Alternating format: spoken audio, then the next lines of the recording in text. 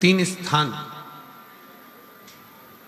ऐसे बताए गए हैं जो हमारे को एक बल देते हैं, हमारे भीतर की एक ऊर्जा उत्पन्न करते हैं।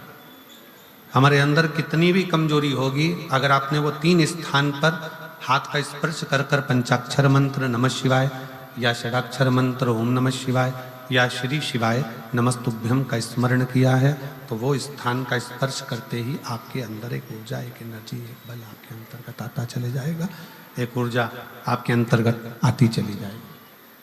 तीन स्थान, पहला जो ये जलाधारी बनी हुई है, ये जो गोल जो भाग आता है जलाधारी में, जो भी गोल भाग है वो गोल भाग का हाथ से स्पर्श करना, अर्थात जो माता जी का हस्त कमल है पार्वती जी का, वो जो गोल जलाधारी है जिस पे शिवलिंग रखा हुआ है, वो गोल जला, ये जो चरण है जहां से पानी बहकर जाता है उस स्थान पर नहीं, जहां गोल भाग है उस गोल भाग पर अपने सीधे हाथ का स्पर्श करना और श्री शिवाय नमस्तुभ्यम का जाप या पंचाक्षर मंत्र या षडाक्षर मंत्र ओम नमः शिवाय का जाप करना, पहला। दूसरा स्थान, जहां से पानी बहकर जा रहा है उस स्थान का पानी जहां से बहकर नीचे गिरता है वो भाग पर अपने हाथ का स्पर्श, जहां से पानी बहकर नीचे गिरता है, जो जल आप चढ़ाते हो वो जल बहकर जो नीचे की ओर जाता है उसका स्पर्श, और पंचाक्षर या षडाक्षर या श्री शिवाय नमस्तुभ्यम मंत्र का जाप। फिर तीसरा स्थान बताया कि शिवलिंग में किसी भी स्थान पर अपनी हथेली का स्पर्श, केवल हथेली का स्पर्श, उसमें उंगलियों का स्पर्श नहीं, केवल हथेली का स्पर्श, और पंचाक्षर या षडाक्षर या श्री शिवाय नमस्तुभ्यम मंत्र का जाप। ये तीन स्थान ऐसे बताए हैं कि आपके शरीर में अगर बिल्कुल भी इतनी एनर्जी नहीं है कि आप 2 कदम चल सकते हैं, तो शंकर के मंदिर में, शिवालय में जाकर ये 3 स्थान का स्पर्श करिए। मंदिर से जब आप बाहर निकलेंगे तो खुद के बल पर निकलेंगे, कोई आपको उठाने के लिए जरूरत नहीं पड़ेगी। आप स्वयं के बल पर निकल सकते हैं, स्वयं के बल पर आगे बढ़ सकते हैं, स्वयं के बल पर अग्रणी हो सकते हैं, स्वयं के बल पर आप आगे निकल सकते हैं। 3 स्थान हैं जहां व्यक्ति के जीवन के दुख, तकलीफ, रोग, कष्ट अपने आप नष्ट होते चले जाते हैं। तो पहला जो स्थान है वो पार्वती जी का स्थान हस्तकमल, दूसरा कार्तिकेय और गणेश के मध्य में जो अशोक सुंदरी है और कार्तिक गणेश बैठे वहां से जो पानी नीचे की ओर आता है वो स्थान, और तीसरा अपनी हथेली का, शिवलिंग का कोई भी स्थान जहां अपनी हथेली का स्पर्श हो जाए वो स्थान। ये 3 जगह हमें बल देती है, हमें ऊर्जा देती है, हमें एनर्जी देती है।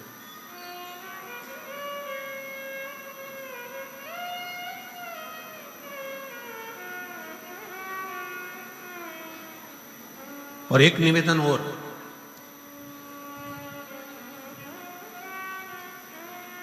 आप यदि कोई कार्य के लिए निकल रहे हो, कोई कार्य करने के लिए जा रहे हो और आपका मन उस कार्य में डामाडोल हो रहा है, ये होगा कि नहीं होगा, सफलता मिलेगी कि नहीं मिलेगी, मैं कोर्ट में जा रहा हूँ या पैसे पर जा रहा हूँ, या कोई जमीन का लफड़ा है या कोई प्रॉब्लम है, इसमें सफलता मिलेगी कि नहीं मिलेगी। जब आपके 2 मन, और ऐसा तो संसार में कोई जन्मा ही नहीं जिसके 2 मन ना हो। घर से कथा सुनने निकलते हो तो 2 मन हो जाते हैं, आज पीली साड़ी पहन के जाऊं कि नीली पहन कर जाऊं, 2 मन जब भी हो जाते हैं। भोजन करने बैठते हो तो भी 2 मन हो जाते हैं, दाल खाऊं कि गोभी की सब्जी से पहला टुकड़ा खाऊं। रोटी का पहला टुकड़ा जब तोड़ने का नंबर आता है तो सोच में आता है कि इससे खाऊं कि इससे खाऊं कि इससे खाऊं। 2 मन तो वहां पर भी है। किसी के यहाँ शादी में गए, किसी के यहाँ शादी में पहुंचे और शादी में पहुंचकर वहां बहुत सारे स्टॉल लगे हैं, खाने की बहुत सारी व्यवस्था करी गई है, फिर 2 मन हो जाते हैं कि मैं पहले चाउमीन खाऊं कि पानी पतासा खाऊं, गोलगप्पा खाऊं कि छम्मक लड्डू खाऊं, कि मैं जलेबी खाऊं कि क्या प्रसाद खाऊं। मन 2 हर जगह।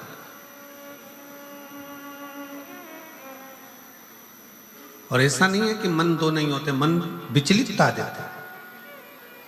और शिव महापुराण की कथा कहती है कि कभी भी अगर कोई फार्म भर रहे हो, कोई एग्जाम दे रहे हो, कोई कंपटीशन एग्जाम में बैठे हो, या मेरे बेटे बेटी 10th और 12th का यदि एग्जाम दे रहे हैं, तो अपना दो मन मत करो, तुम एक मन बनाओ कि मैं इस एग्जाम में बैठ रही हूं और मेरा विश्वास कहता है कि मैं शंकर पर पूरा भरोसा करती हूं और मैंने रात दिन पढ़ाई करी है, तो मैं पास होकर मानूंगी, तो वो पास होकर ही मानूंगी।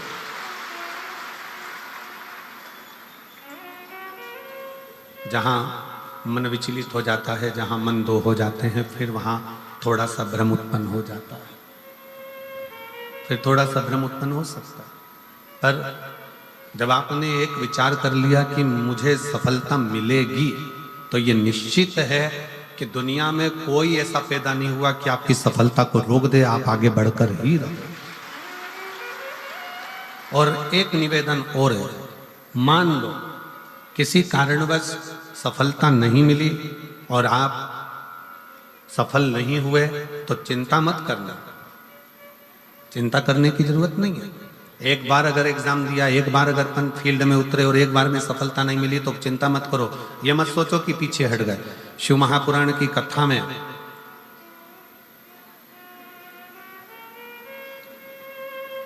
वन के अंदर भगवान शंकर अर्जुन को ज्ञान उपदेश दिए थे। जिस समय पर एक सुंगर, जंगली सुंगर भागता जा रहा था, और उस समय पर जब बाण छोड़ा गया था, तब भगवान शंकर ने अर्जुन को उपदेश दिया कि अर्जुन, एक बार युद्ध के मैदान में अगर थोड़ा सा पीछे सरके हो तो टेंशन मत लेना, चिंता ना करो। एक कंपटीशन एग्जाम में आप बैठे हो, एक एग्जाम आप दे रहे हो और उस एग्जाम में सफलता नहीं मिल रही है। आपने एक बार परीक्षा दी, एक बार आपने नीट की तैयारी करी, एक बार आपने सीए की तैयारी करी, एक बार आपने अन्य तैयारियां करी और उसमें आपको सफलता नहीं मिली और आप उसमें उत्तीर्ण नहीं हुए और आपने मन दुखी कर लिया, अब मैं तो बताओ आगे ही नहीं बढ़ पाया। चिंता ना करें, भगवान शंकर का ये संवाद जो उन्होंने युद्ध के पहले अर्जुन को दिया है, एक सुंगर को मारते समय, एक जंगली सुंगर को मारते समय भगवान शंकर ने उपदेश दिया था, अर्जुन तीर को बहुत दूर भेजना है ना, तो तीर को थोड़ा सा पीछे खींचना पड़ेगा। उसी तरह यदि एक बार तुम्हें सफलता नहीं मिली, एक बार तुम उत्तीर्ण नहीं हुए, तो ये मत सोचना कि तुम उत्तीर्ण नहीं हो गए। भगवान शंकर ने तुम्हें लंबी दूर फेंकना चाहते थे, इसलिए तुम्हें थोड़ा सा पीछे खींच लिया है और जम कर शिव ने, आपने बहुत मेहनत करी, आपने बहुत परिश्रम करा,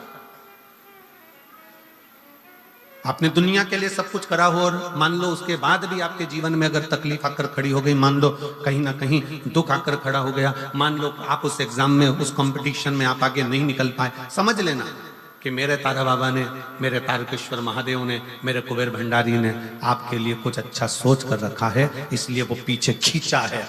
और पीछे खींचा है इसका मतलब ये मत समझना कि तुम्हें पीछे रख दिया है, उसने तो अभी तुम्हें धनुष पर चढ़ाया है, और चढ़ाने के बाद मेरा शंकर जब छोड़ेगा तो फिर इतना आगे निकल जाओगे कि दुनिया तुमको देखती रह जाएगी कि तुम किस मंजिल तक पहुंचे। वो पीछे खींचता है, वो पीछे खींच रहा होता है।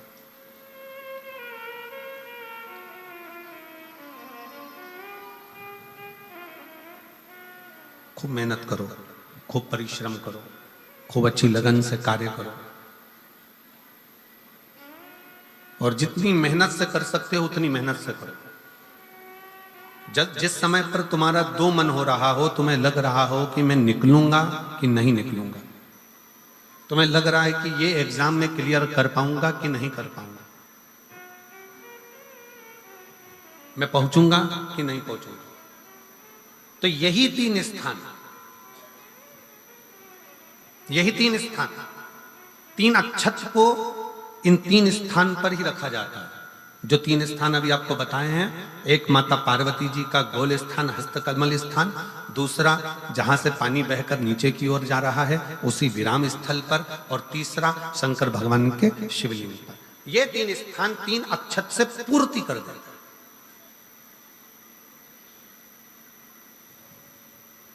जैसे प्रदोष के दिन प्रदोष काल में जलाया गया दीप, प्रज्वलित करा गया दीप 5 स्थान पर फल देता है।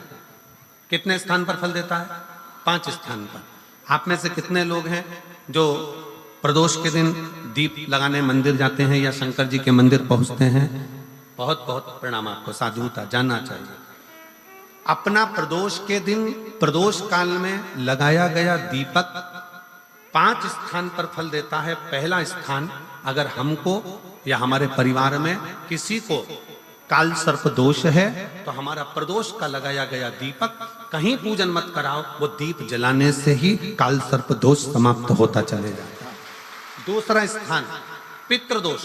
अगर किसी ने कह दिया कि तेरे घर में पितृदोष है, तेरे घर में, कई लोग बता देते हैं कि तुम्हारे घर में, कई माताएं पूछती हैं मेरे घर में बेटा नहीं, मेरे घर में 3 बेटी हो गई, 4 बेटी हो गई, 5 बेटी हो गई, बेटा नहीं है, बेटा नहीं, तो किसी ने कह दिया पितृदोष है। अब तुम शंकर जी की पूजन कर रहे हो, शंकर जी पे जल चढ़ा रहे हो, शिव की स्तुति कर रहे हो, तो किसी किसी की यहाँ 3 बेटियों के बाद, 4 बेटियों के बाद, एक माता ने तो लिखा है कि उसके यहाँ 2008 में उसके घर में लड़की ने जन्म लिया था, या 2008 में उसके घर में बच्चे ने जन्म लिया था, लड़की ने। उसके बाद फिर लड़की ने जन्म लिया और उसके बाद उसके घर में कोई पुत्र का योग नहीं बना। तब उसने प्रदोष के समय पर शाम को दिया लगाना प्रारंभ करा और 2008 में बच्ची जन्मी थी और अब 2024 में उसके घर में लड़के ने जन्म लिया।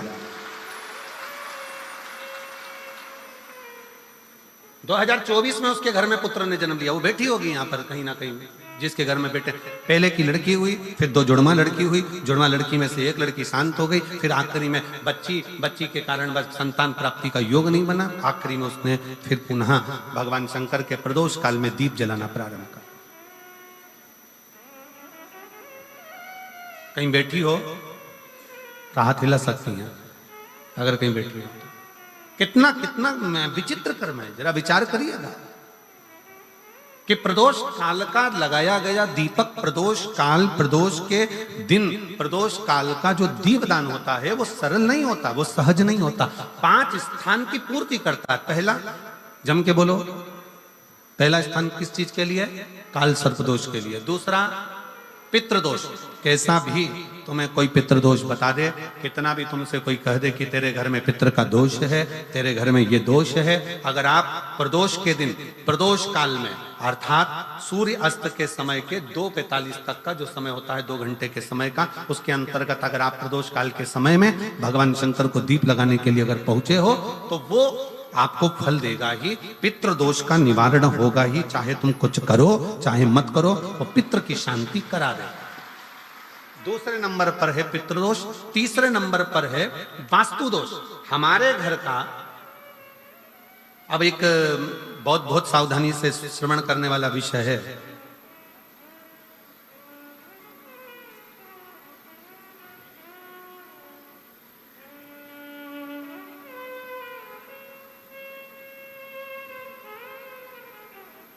यदि वंश की वृद्धि नहीं है, 30 वर्ष शादी के हो गए, 40 वर्ष शादी के हो गए और औलाद है ही नहीं, डॉक्टर ने भी हाथ ऊंचे कर दिए, टेस्ट पे भी करवाया, IVF करवाया, सब कुछ तुमने करवा लिया, तो भी औलाद नहीं है, तब आखिरी में एक काम चालू करो, प्रदोष का दिन दोनों पति पत्नी व्रत चालू कर दो प्रदोष का, और प्रदोष काल में शाम के समय जाकर एक ही दिए में 2 लंबी बाती जानते हो ना, रुई की लंबी कपास की बाती 2, और दोनों बाती एक ही दिए में रखकर पति पत्नी दोनों उसको प्रज्वलित करना प्रारंभ करें। बाबा संतान देकर ही रहेगा, औलाद आएगी ही। दीप की जो बाती में अंतर आ जाता है, एक गोल बाती में और लंबी बाती में अंतर आता है, बहुत अंतर आता है। पितरों के लिए गोल बाती का प्रयोग बहुत कम होता है महाराज, देवी जी के लिए, माता रानी के लिए, जगत जननी के लिए गोल बाती का प्रयोग बहुत कम होता है महाराज, ध्यान रखिएगा। एक पितृ के लिए, एक जगत जननी जगदम्बा दुर्गा भवानी के लिए गोल बाती का प्रयोग कम होता है, लंबी बाती का प्रयोग ज्यादा होता है। क्यों? क्योंकि हमारे घर के कुल देवी और हमारे घर के पितर हमारे वंश की वृद्धि करें, इसलिए लंबी बाती रखी जाती है, जिससे हमारा वंश बहुत लंबा चले, बहुत उन्नति की ओर बढ़े, इसलिए लंबी बाती का प्रयोग किया। शिव महापुराण की कथा कहती है 5 जगह पर हमारा जलाया गया एक दीप जो प्रदोष के दिन प्रदोष काल में लगाया जाता है 5 जगह पर भारी पड़ता है। पहले नंबर पर जम के बोलते जाओ, काल सर्प दोष। दूसरे नंबर पर पितृ दोष। तीसरे नंबर पर घर का वास्तु दोष। हमारे घर में कितना भी वास्तु दोष है, कोई ने कह दिया यहाँ बाथरूम नहीं बनना थी, यहाँ पर शौचालय नहीं बनना था, यहाँ सीढ़ी नहीं बनना थी, वो सीढ़ी वहां बनना थी, ये सीढ़ी वहां बनना थी। तुम पूरा घर तोड़वा के देख लो, उसके बाद में जैसा वास्तु वाले हैं वैसा करा कर देख लो, उसके बाद भी तुमको शांति नहीं मिले तो समझ लेना कि तुम्हारे घर में अब वास्तु दोष तो तुमने दिखाकर समाप्त कर लिया, फिर भी वो समाप्त नहीं हो रहा। तो प्रदोष काल का लगाया गया प्रदोष के समय का दिया आखिरी में वास्तु दोष को भी समाप्त कर देता है और उसमें भी फल प्रदान करता है। काल सर्प दोष, पितृदोष, वास्तु दोष। चौथे नंबर पर 1 रुपया कमाया, 1.25 रुपये खर्च हुआ, पैसा आया गया।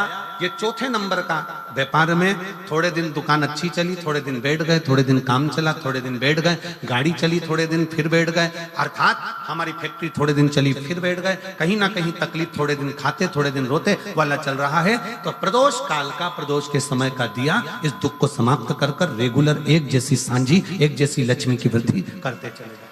प्रदोष काल का दिया। और 5वें नंबर का प्रदोष काल का दिया, प्रदोष समय का दिया 5वें नंबर पर रोग का निवारण करता, रोग निवारण।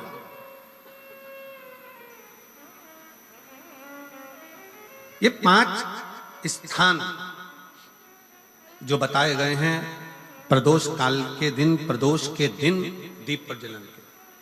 और अब की बार की जो शिवरात्रि आ रही है, बाबा देवाधिदेव महादेव की बड़ी कृपा है उस पर, बहुत करुणा।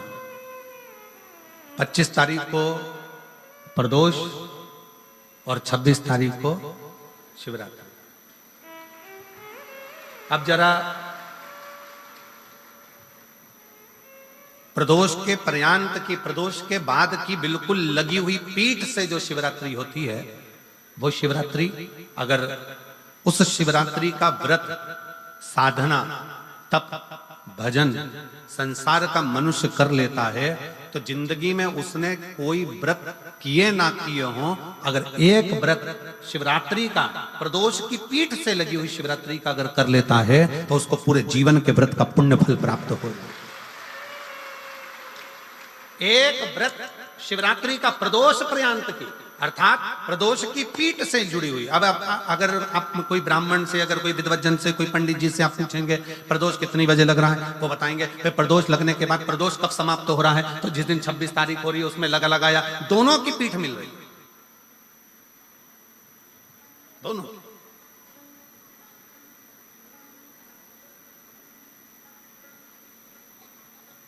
करो व्रत।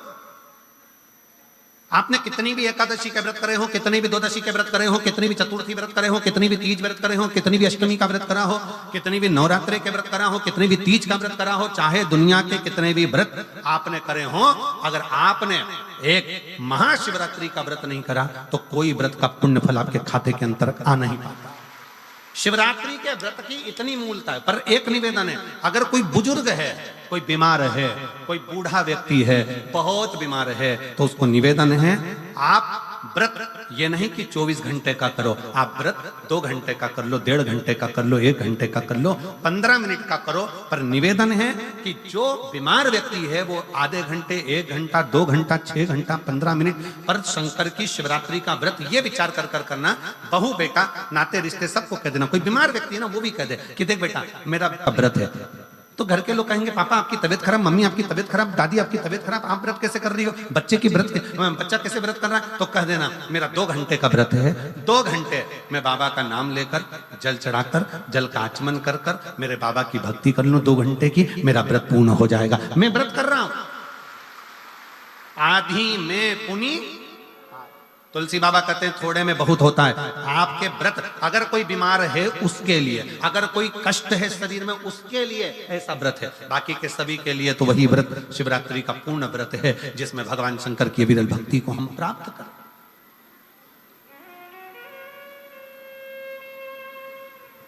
और शंभु शरणे पड़ी मांगू घड़ी रे घड़ी, दुख का काटो, दया करीन दर्शन, ओ शंभु शरण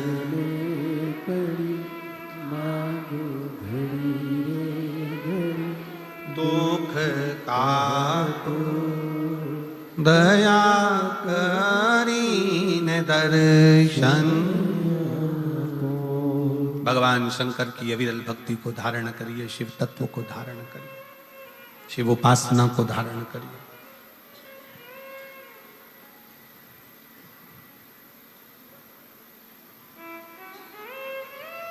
महाशिवरात्रि 26 फरवरी की है, 26 फरवरी।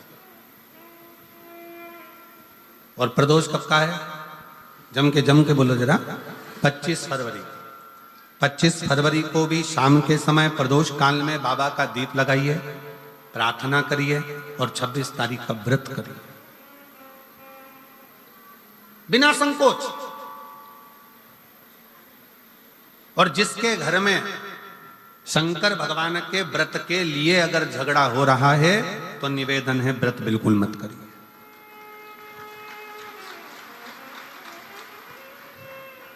पति पत्नी का झगड़ा हो रहा है, पति कह रहा है क्या शंकर शंकर लग रहा है, अपने को शिवरात्रि के दिन शंकर जी का अपमान नहीं सुनना। इसलिए राजी हो तो व्रत करो।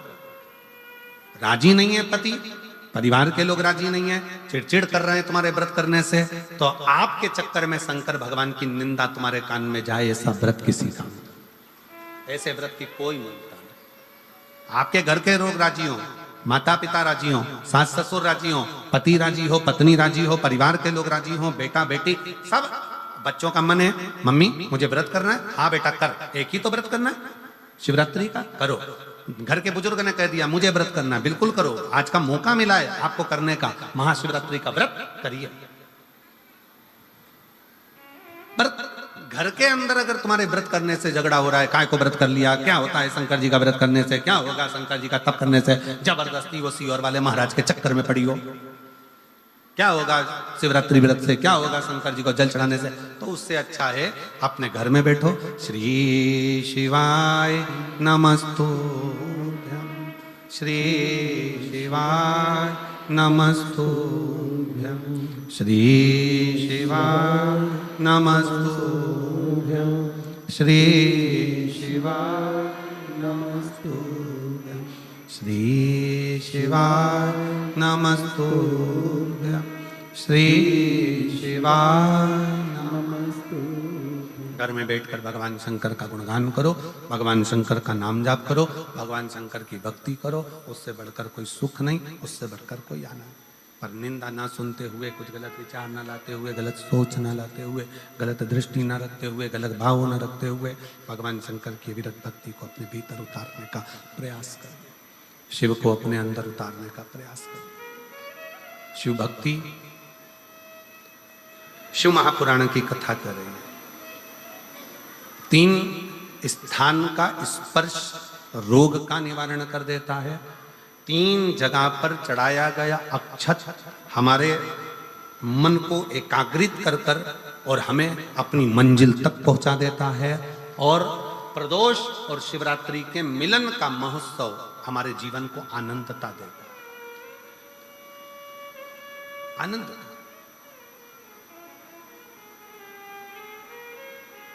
क्या सुख है। आपके यहाँ तो सिरसा वालों को तो बड़ी बड़ी बधाइयां हम दें कि सिरसा की पवित्र भूमि पर तारकेश्वर महादेव विराजमान है। कम से कम 1 लोटा चढ़ाने के लिए, जल के लिए आप हृदय से पहुंच तो जाते हो। यहाँ तारकेश्वर महादेव विराजमान है। तारकेश्वर महादेव बेटा, आवाज सेट नहीं है, गला पकड़ रहा है, सेट करिए उसको। तारकेश्वर महादेव जी यहाँ विराजमान है। भगवान शंकर स्वयं विराजित है। शिव शिव शंकर शंकर। मैं माननीय गोपाल जी कांडा जी से कहूंगा, गोपाल जी जैसे भक्त यहाँ बैठकर कथा को सुन रहे हैं, कुबेरेश्वर धाम पर आज से शिव भक्त पहुंचना चालू हो गए, और जिसमें 26-25 तारीख से कार्यक्रम है। 25 तारीख से रुद्राक्ष महोत्सव 25 फरवरी से चालू होगा, पर लोगों का विश्वास ऐसा होता है जैसे इस पवित्र प्रांगण में आप लोग बैठे हो। कल हम देख रहे थे कि गोविंद जी उधर जहां राम जी की मूर्ति है, राम बगीची जहां बनी है, कल हम देख रहे थे कि 9 पंडाल, 6 पंडाल तो पहले लग चुके हैं। ये सारे पंडाल अगर पूरे तारा बाबा की कुटिया में गिने जाएं तो 6 पंडाल तारा बाबा की कुटिया में कथा से भर चुके हैं, और 3 पंडाल कल और बनाएगा। ऐसे मिला के 9 पंडाल तारा बाबा की कुटिया में लगा। कल गोविंद जी मां खड़े होकर पंडाल बंधवा रहे थे, आगे रहकर सदगुरु वो बिछात करवा रहे थे बैठने के लिए, बिछात करवा।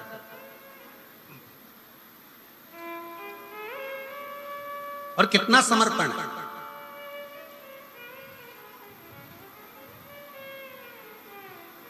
गोपाल जी, हम इतनी कथाएं करते हैं, साल भर कथाओं का क्रम रहता है। सूरत कथा करी, उसके दूसरे दिन साकरी कथा हो गई, साकरी के दूसरे दिन छत्तीसगढ़ कथा हो गई, छत्तीसगढ़ कथा के बाद दूसरे दिन प्रयागराज कथा हो गई, प्रयागराज के दूसरे दिन सिरसा कथा हो गई, सिरसा के दूसरे दिन सीहोर कथा हो जाएगी, सीहोर के दूसरे दिन भटिंडा पंजाब कथा हो जाएगी, भटिंडा पंजाब के दूसरे दिन फिर महाराष्ट्र कथा हो। कथा रोज चलती, पर तारा बाबा की कुटिया में जो व्यवस्थाएं देखने को मिलती है कि जिनके पास में अगर ओढ़ने का कम्बल भी नहीं होता है ना, तो रात्रि के समय पर उनको देखकर उनके तन पर कम्बल भी उड़ा दिया जाता है कि इसको आप आराम से सो। इसको शिव भक्ति कहते हैं। ये दिखावे से परे है, दिखावे से परे।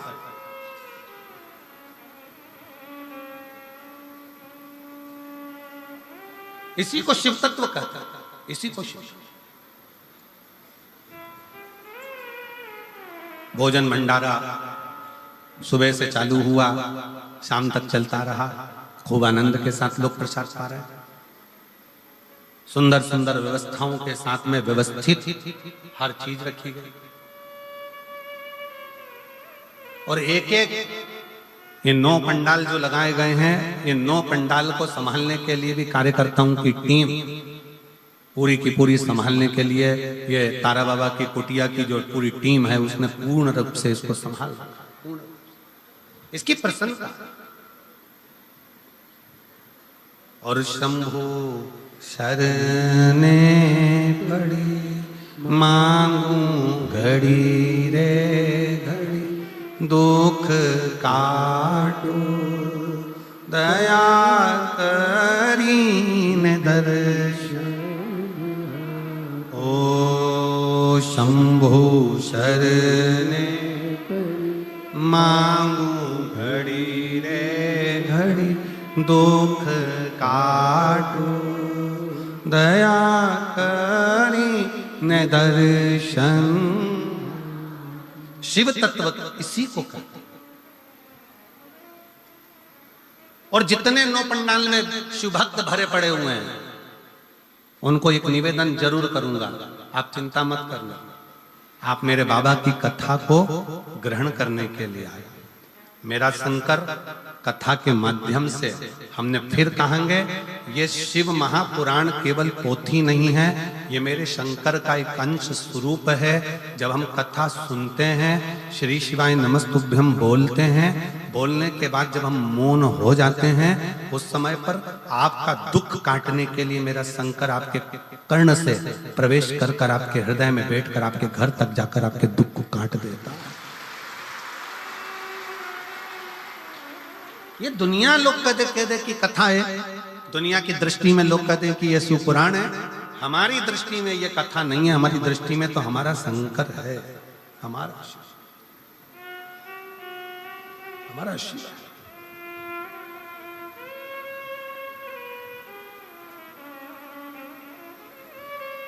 शिव शिव है। और जो दिल से मांग लिया, जिसने दिल से कह दिया, जिसने दिल से पुकार लिया, शिव आ गए। ब्रह्मा ब्रह्मलोक में रहते हैं, भगवान विष्णु बैकुंठ में रहते हैं।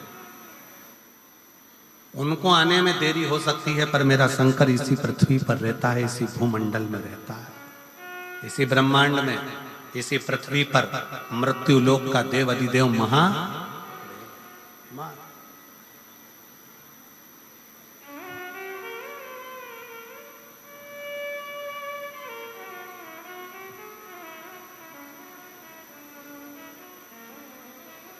गोपाल जी, लोग कहते हैं गुरुजी आप वहां कैलाश मानसरोवर की यात्रा करे हो कि नहीं करे हो?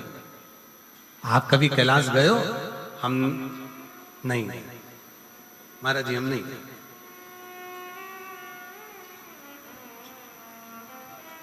हम नहीं गए। कहा आप इतने बड़े शंकर जी का गुणगान करते हो और आप कैलाश नहीं गए? हमने कहा वो कैलाश वाला खुद शिव महापुराण की कथा में रोज आता है और रोज भक्तों का दुख काट कर जाता है, प्रतिदिन आता है। लोग कहते हैं कि शिव महापुराण सुनने के लिए केवल शिव भक्त आते हैं, पर हमारा विश्वास कहता है कथा के पंडाल में, जिस स्थान पर शिव पुराण की कथा होती है, उस स्थान पर, उस पुराण की साक्षी में, शिव महापुराण में 7 दिन लगातार रोज प्रतिदिन मेरा शंकर स्वयं शिव पुराण में लिखा। शिव महापुराण के उमाखंड में भगवान शंकर कहते हैं, और जिस समय पर शिव महापुराण की विद्येश्वर संहिता में वर्णन किया, तुमरुका जी कथा कहते हैं, ईश्वर जी और गोरा जी, शंकर जी और पार्वती जी यजमान बनते हैं। यजमान बनने पर जब कथा विराम होती है, विराम के समय पर तुमरुका जी से शंकर भगवान कहते हैं कि आपने कथा बाची है तो आपकी दक्षिणा क्या है? आपने कथा बाची है तो आपकी दक्षिणा क्या है? तब उस समय पर तुमरुका जी कहते हैं भगवान शंकर जी से, ईश्वर जी गोरा जी से, हमको अगर दक्षिणा देना है मेरे विश्वनाथ, तो दक्षिणा ऐसी दीजिए कि जिस स्थान पर शिव महापुराण की कथा हो, आप कैलाश और काशी छोड़कर उस स्थान पर 7 दिन विश्राम कीजिए। ये ईश्वर जी और गोरा जी ने भगवान तुमरुका जी को वचन दिया है, तुमरुकेश्वर को वचन दिया है, तुमरुका जी को वचन दिया कि जहां शिव महापुराण की कथा होगी उस स्थान पर मैं विराजमान रहूंगा।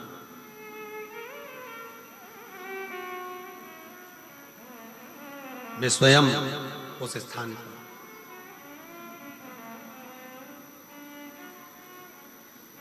और कितनी विचित्र शिव महापुराण की कथा का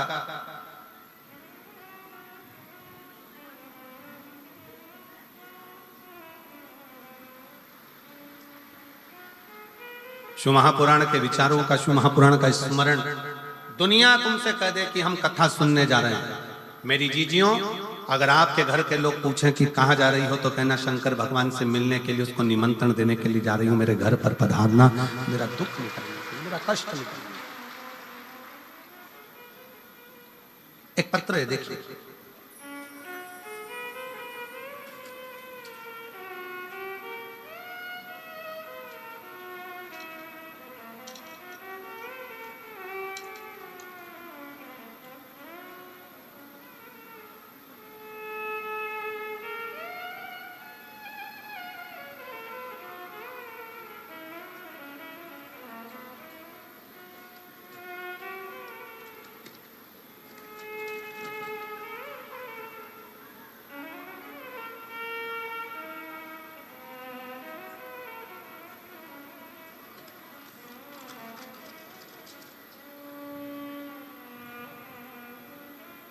मेरा नाम गीता देवी, मेरे पति का नाम नवीन कुमार है। मेरा गांव गंगवा, जिला हिसार की रहने वाली हूँ। आप ही हैं? आ जाइए, बेलपत्र लेकर जाइए, आ जाओ। सबसे पहले गोपाल जी कांडा जी को धन्यवाद देती हूँ कि उन्होंने हमें दूसरी बार शिव पुराण सुनने का मौका दिया है, जिन्होंने इतनी सुंदर कथा सुनने का हमें मौका दिया। एक लोटे जल व शिव कथा का क्या वर्णन करूं गुरुदेव। 2018 से सरकारी नौकरी की तैयारी कर रही थी, पर बाबा ने मुझे आज 2024 में सरकारी नौकरी दी है। गुरुदेव, मैंने जितनी जगह पर अभी ज्योतिषों को दिखाया, सबने कहा था कि तुम्हारी किस्मत में सरकारी नौकरी नहीं है। मैंने आस छोड़ दी थी। तब एक बार मैं अपने माई के गांव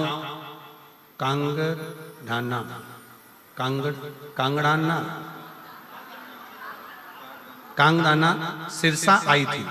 तब मेरी माँ ने मुझे कहा था कि टीवी पर जो महाराज कथा कहते हैं ना, वो सिरसा में आए हैं, गोपाल कांडा जी, गोविंद कांडा जी बुलाए हैं। मैंने सुना है कि जब वो कथा कहते हैं तो उनके पंडाल में बैठकर जो मांगा जाता है वो बाबा देता है 3 महीने के अंदर। चल तू मेरे साथ कथा सुनने के। मैं अपने मायके आई, मैं आपको जानती नहीं थी। पहली बार मैंने पंडाल में बैठकर शिव महापुराण की कथा इस मायके के अनुसार यहाँ बैठकर श्रवण करी। उस समय पर इस पंडाल के अंदर मैं नहीं आ पाई थी, बाहर के पंडाल में बैठकर मैंने कथा सुनी थी।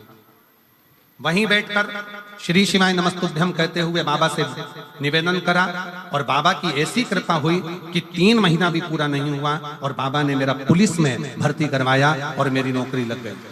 फोटो भी लगा रही हूं। बाबा की कृपा ऐसी हुई कि 3 महीना भी नहीं हुआ और बाबा ने मुझे पुलिस में नौकरी में लगा दिया।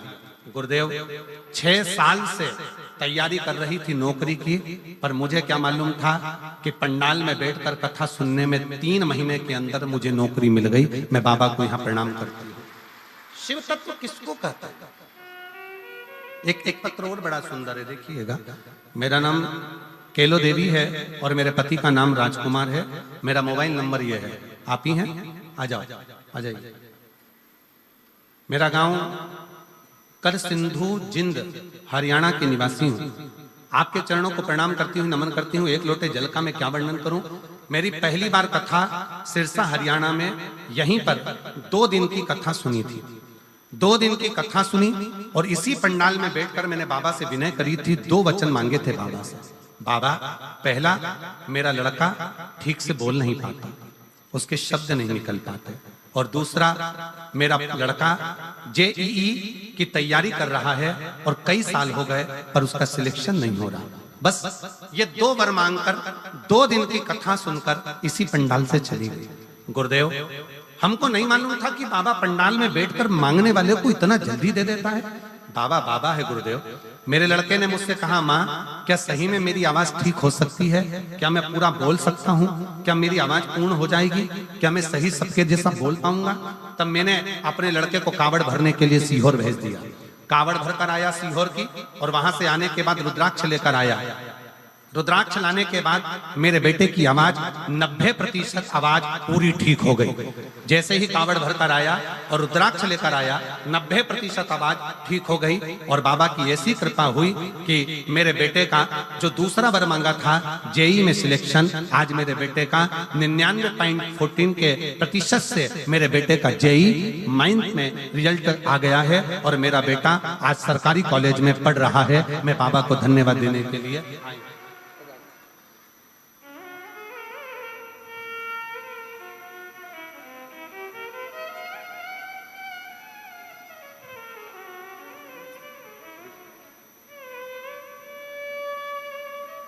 हुआ बेटा।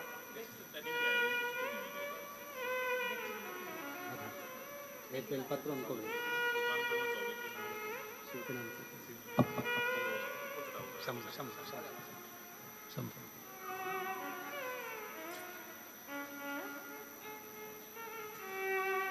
शिव तत्व शंकर की कथा, शिव महापुराण, शंकर की उदारता, शिव नाम, इसी का सार।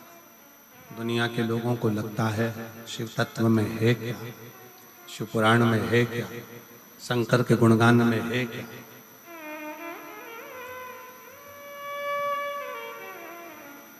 और मैंने तेरे ही भरोसे बाबा, तेरे ही भरोसे हवा बिच उड़ती जावांगी।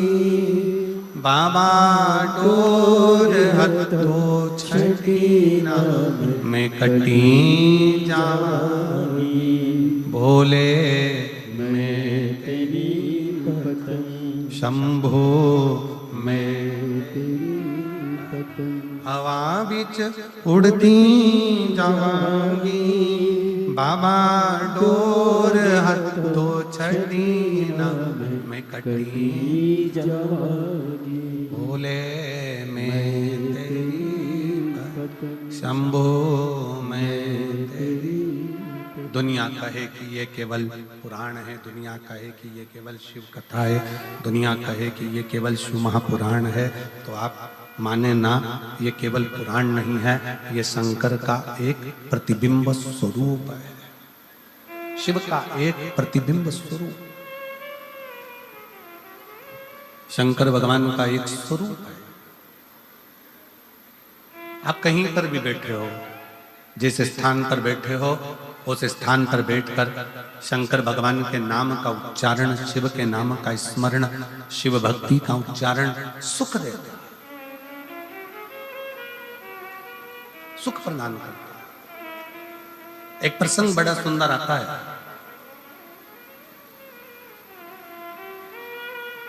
एक नेद्रु नाम के ऋषि हुए, जिनके नेत्र नहीं थे। नेद्रु नाम के ऋषि हुए जिनके नेत्र नहीं थे, पर उनका एक कर्म बड़ा विचित्र था। बेलपत्री की जड़ का स्पर्श कर कर बैठे रहते थे। बेलपत्र की जड़ का स्पर्श करे और बेलपत्री की छांव में, बेलपत्र की छांव में, बेल वृक्ष की छांव में बैठे रहते।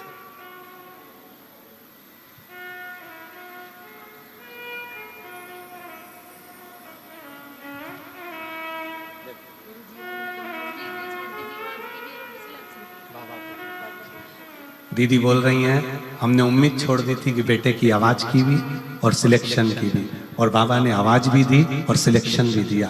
बहुत अच्छा, खुश होकर, खुश हो, खुश हो, अच्छा खुश होकर जाओ, अच्छा खुश होकर जाओ, आंसू पोंछ के जाओ, आंसू पोंछ के जाओ, रोते नहीं जाओ, खुश होकर जाओ।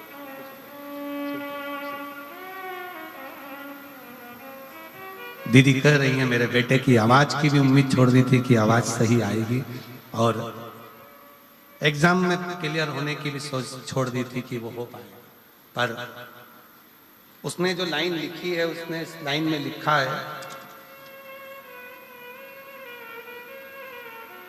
क्या सही में शिव महापुराण का पंडाल क्या शिव पुराण का पंडाल होता है? हमको तो लगता है कि यहाँ स्वयं शंकर अपनी हाजिरी बजाता है और झोली भर कर जाता है, स्वयं शिव देव। एक लाइन अच्छी लिखी है, आप और हम गुनगुना लेते हैं कि लुटा दिया भंडार काशी वाले ने, कर दिया माला माल काशी वाले ने, जो जैसी भावना लाया वो वैसा ही फल पाया, जो जैसी भावना लाया वो वैसा ही फल पाया, नहीं खाली उसे लौटाया वो मन ही मन हर्षाया, नहीं खाली उसे लौटाया वो मन ही मन हर्षाया, और कर दिया माला माल काशी वाले ने, लुटा दिया भंडार काशी वाले ने। जो जिस कामना से आता है, जिस भाव से आता है, बाबा उसको देकर जाता है, उसको देकर।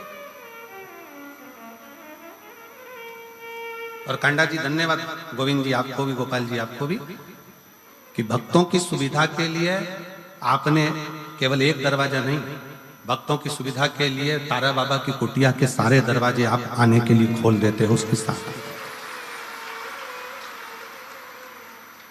और इतनी खुशी हो रही थी, अभी हम जब गाड़ी में आ रहे थे तो माताएं आपस में बात कर रही थी कि हमेशा तो उत्थे का गेट, अब उसकी भाषा में कर रही थी, उत्थे का गेट चालू रेवे पर अब के ना गोविंद ने गोपाल ने अब क्या गजब का काम कर ने सारा गेट खोल दिया, तो इसकी प्रसन्नता है। एक तो तुम्हारी भाषा हमको भी बोलने में थोड़ी अटपटी हो जाए, तो ये शिव कृपा, खुशी होती है। आप लोग जब बड़े सहजता के साथ, बड़े आनंदता के साथ, मस्ती में अलमस्त होकर, शंकर की बेटी होकर, शंकर के बेटे होकर जब शिव पुराण की कथा को सुनते हो ना, तो लगता है कि शिव आपके हृदय में विराजमान है और शिव आपका कल्याण कर रहा है। ये बोल बम का नारा है, बाबा है, शिव कृपा करे, करुणा करे, दया करे। शिव एक नेद्रु नाम के ऋषि जिनके नेत्र, उनके नेत्र नहीं, नेद्रु ऋषि के नेत्र नहीं, नेत्रों से दिखता नहीं है। बेलपत्री की जो जड़ है, उस बेलपत्री की जड़ को पकड़ कर बैठे रहते हैं, बेलपत्री की जड़ को पकड़े रहते हैं, बस वहीं बैठे रहते हैं, नेत्र नहीं है उनके। अब जहां वो रहते थे उसी के नजदीक में 5 या 7 गांव छोड़कर एक शारदा नाम की एक स्त्री रहती थी,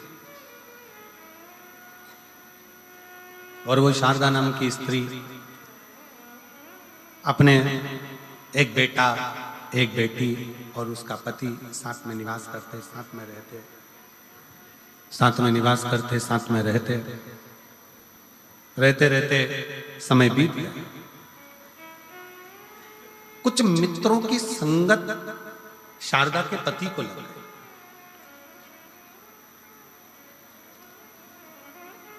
कुछ मित्रों की संगत, और हमने पहले भी कथा में कहा, एक ताली, दूसरा थाली, तीसरा प्याली, ये व्यक्ति को बहुत जल्दी बर्बाद कर देती है। पहले नंबर पर ताली, प्रशंसा करने वाले अगर तुम्हारी प्रशंसा कर कर तुम्हें गलत काम में लगा रहे हैं तो तुम्हें बर्बादी की ओर लेकर जा।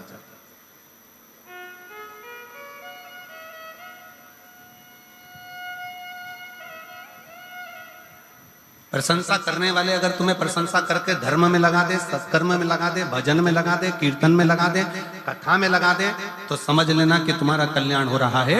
पर प्रशंसा करने वाले ताली बजाकर प्रशंसा कर कर कर तुम्हें अगर गलत काम में लगा रहे हैं तो वो श्रेष्ठ थाली में पहले नंबर पर ताली, दूसरे नंबर पर थाली। जिसको घर का भोजन अच्छा ना लग रहा हो और होटल का भोजन अच्छा लग रहा हो, समझ लेना कि धीरे धीरे तुम्हारा बर्बादी का सिरा चालू हो चुका है। घर के भोजन में जो सुख है वो बाहर के भोजन में सुख उत्पन्न नहीं हो सकता।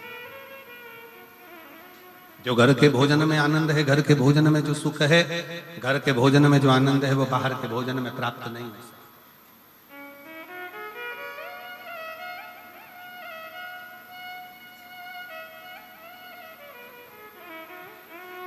घर में जो भोजन बनाकर रखा उसमें श्रेष्ठता आई नहीं, संतुष्टि मिली नहीं, और बाहर का भोजन श्रेष्ठ लग रहा है, बर्बादी का सिरा।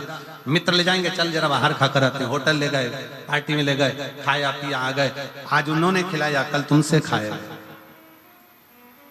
फिर है प्याली मित्र, ताली, थाली, जम के बोलो प्याली।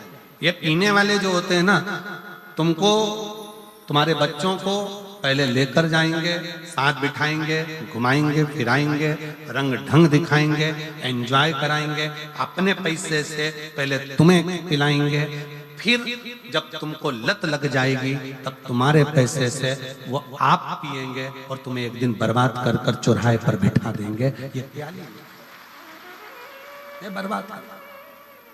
तीनों से बचिए। ताली प्रशंसा करने वालों से भी बचिए, थाली होटल का भोजन कराने वालों से, गलत भोजन कराने वालों से, मांसाहार कराने वालों से, वेश्यावृत्ति कराने वालों से, जुआ खेलने वालों से या अन्य व्यसनों में डूबने वालों से थोड़ा बचा।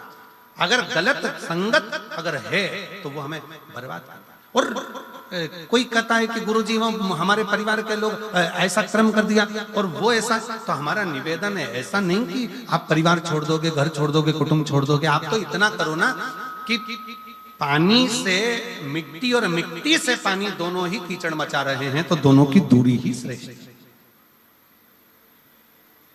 दोनों की दूरी श्रेष्ठ। आज के जमाने में किसी से कह दो भगवान की कथा सुनो, भजन सुनो, कीर्तन सुनो, मंत्र जाप सुनो, स्मरण करो, भगवान का भजन करो, अभी कोई उम्र है बुढ़ापे में करेंगे और मालूम पड़े बुढ़ापे में प्राण निकल गए, उससे पहले निपट गए, तो कोई भरोसा? पहले तो गारंटी भी थी कि 100 में जाओगे, आज के समय में तो खसक के 80 पे आ गए, और 80 में भी अभी कोई भरोसा नहीं है। चलते चलते लड़की, एक दुल्हन इंदौर में अपनी शादी में महिला संगीत में नाच रही थी और दुल्हन मर गई। अभी हमारे एक शाहपुर के पास में एक दूल्हा घोड़ी पर बैठा हुआ था, वीडियो देखा होगा आप लोगों ने, घोड़ी पर बैठा और दूल्हा घोड़ी पर बैठा और बस उतरने ही वाला था और प्राण छूट गए। जीवन का क्या ठिकाना है, किसको मालूम कौन की मृत्यु कब आएगी, कौन मरेगा कब, कैसे मरेगा, इसका ठिकाना है, किसको मालूम।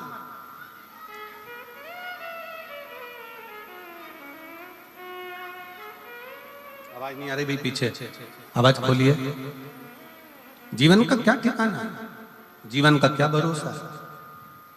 इसलिए बहुत सावधानी से जीवन को जियो, भगवत भजन कर कर, स्मरण कर कर, कीर्तन कर कर, मंत्र जाप कर कर, नाम जाप कर कर, नाम स्मरण कर कर अपने जीवन को सार्थक बनाओ। और मिलती है शिव नाम की दौलत कभी कभी, होती है अपने सिरसा में शिव पुराण कभी कभी। बड़ी मुश्किल से हो, खूब भागवत मिलेगी, खूब तुमको कथा मिलेगी, स्मरण मिलेगा, संकीर्तन मिलेगा, भजन मिलेगा, सब कुछ मिलेगा, और शिव महापुराण की कथा जब तक मेरा बाबा ना चाहे तब तक नहीं हो सकती। उसने चाहा तो ये कथा हुई है और आप श्रवण करो, उसकी कृपा। यहाँ किसी मनुष्य के बल की बात नहीं है, शिव पुराण की कथा सुनना, सुनाना और कराना।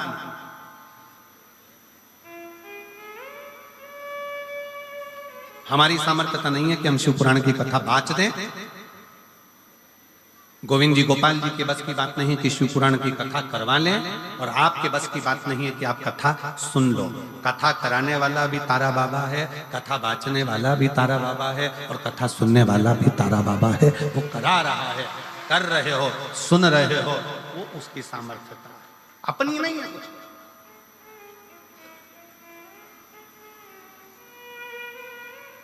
बड़ी मुश्किल से। और काया को पाके तुम कभी अभिमान ना करो, कितने भी सुंदर हो, कितने भी ब्यूटीफुल हो, कितने भी, तुम्हारे काया का अभिमान मत करो। ये काया कम माटी मिल जाती है, कोई भरोसा। एक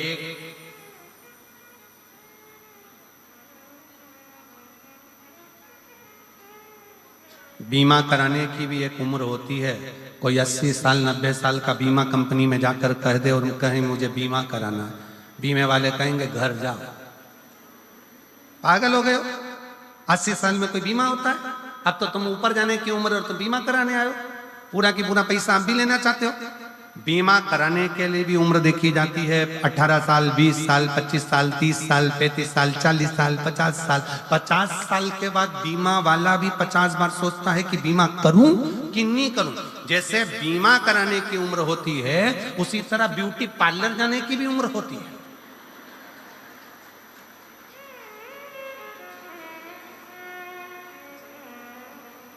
कोई 85 साल की, हाथ थर थर कांपे, मुंडे से पूरा सोफा सेट निकल गया, खिड़कियां खराब हो गई, गेट दोनों बेकार, मशीन से काम चल रहा, पूरा चेहरे पर सल पड़ा, हाथ पूरे कमजोर, कपड़े ऐसे लग रहे जैसे हैंगर पे टांग दिए, और पूरा शरीर बेकार। और फिर उसको घर की बहुएं ब्यूटी पार्लर में ले जाके बिठा दी, और फिर पार्लर वाली ने कहा मुंह ऊपर करो। अब ऊपर भी करे तो अब गर्दन भी कब तक, जवानी अवस्था हो तो ठहरी रहे, बुढ़ापे में फिर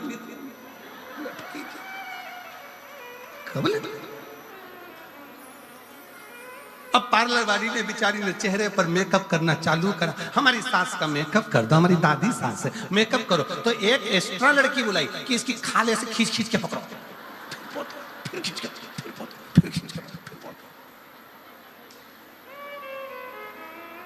अब पूरा मेकअप निकल गया। अब चेहरे का तो मेकअप कर दोगी, फिर इतने में पार्लर वाली ने पूछा सोफा सेट तो है ही नहीं, दांत कहाँ है? तो वो बहू बोली फ्रीज में रखे हैं। फ्रीज में फिर डिब्बी मंगवाई फ्रीज में से के लेके आओ, थोड़ा सा चेहरा ठीक हो जाएगा, दांत लगाए फिट करे। अब इतने में 95-80 साल की डोकरी बोली बूढ़ी अम्मा, लेंस लगा दो आंख।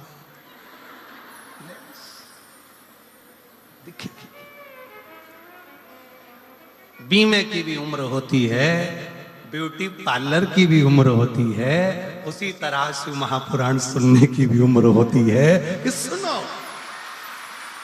यह भी उम्र। शरीर साथ देगा नहीं और कथा में जाकर बैठ भी जाओगे तो मन लगेगा नहीं, तो क्या मतलब कि काया को पाके तुम कभी अभिमान ना करो, काया को पाके तुम कभी अभिमान ना करो, माटी में मिल जाती है ये काया कभी कभी, मिलती है शिव नाम की भक्ति कभी कभी, होती है अपने सिरसा में शिव पुराण कभी कभी। बड़ी मुश्किल से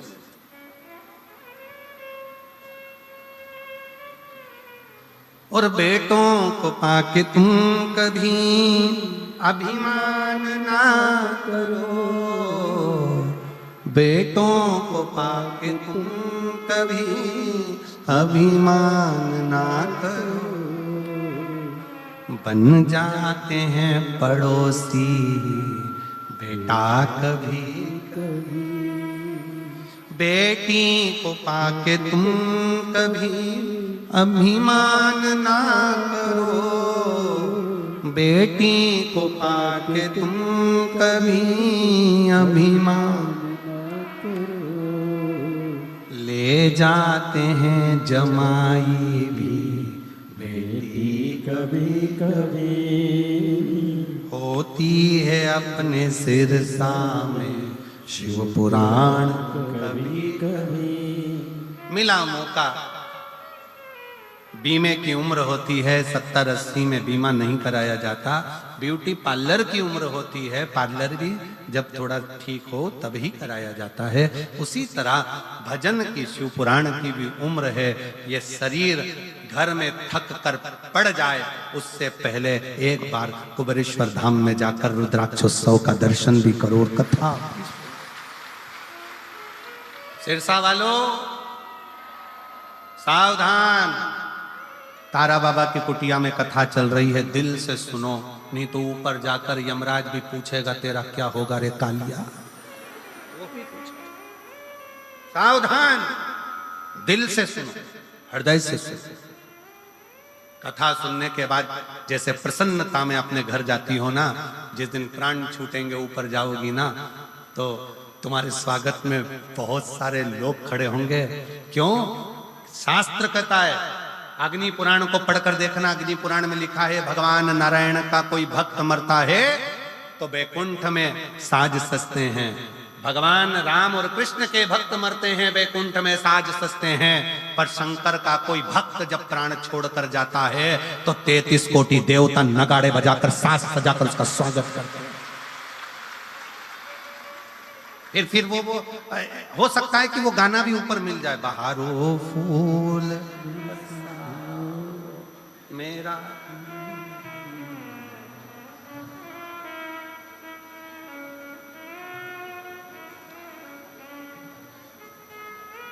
चांदनी रागनी गाओ,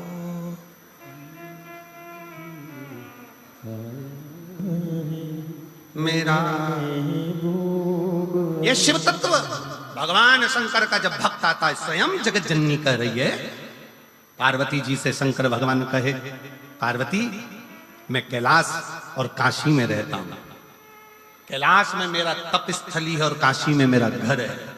पार्वती तुम और मैं इस कैलाश की भूमि को छोड़कर काशी में रहते हैं।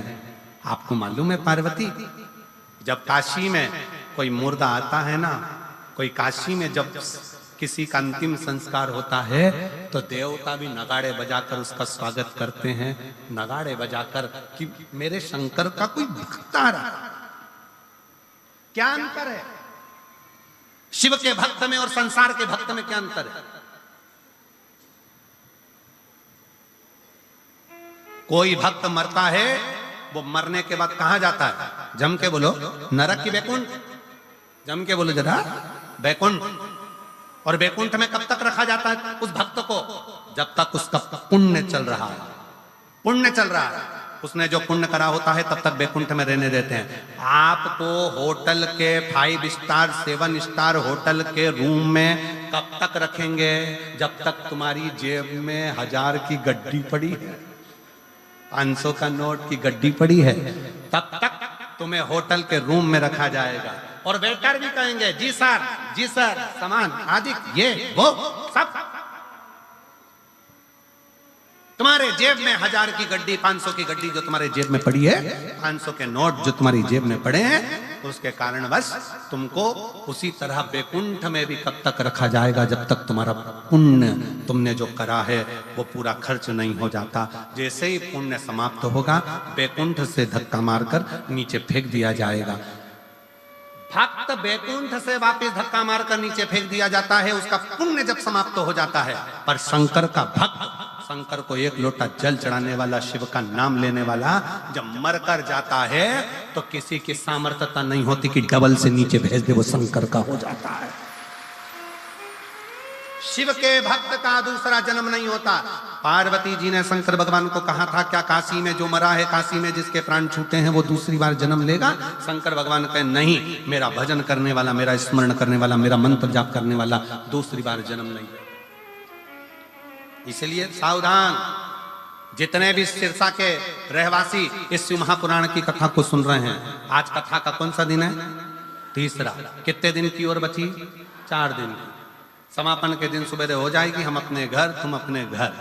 4 दिन की कथा और बची है। सिरसा वालों का भाग्य है कि कथा का रस तत्व ग्रहण करके अपने जीवन को उतारना और शंकर की भक्ति में ऐसे डूब जाना कि अगली बार जब बाबा अगर कथा कराए तो तुम्हारा भी पत्र यहां आए कि मेरे बाबा से मैंने मांगा था इसी पंडाल। और बहारो फूल, अरे गाओ गाओ, शिव का भक्त आया है, शंकर। सितारो रागनी गाओ, भोले का भक्त आया है, भोले का भक्त आया है। कितना कितना कितना शिव है,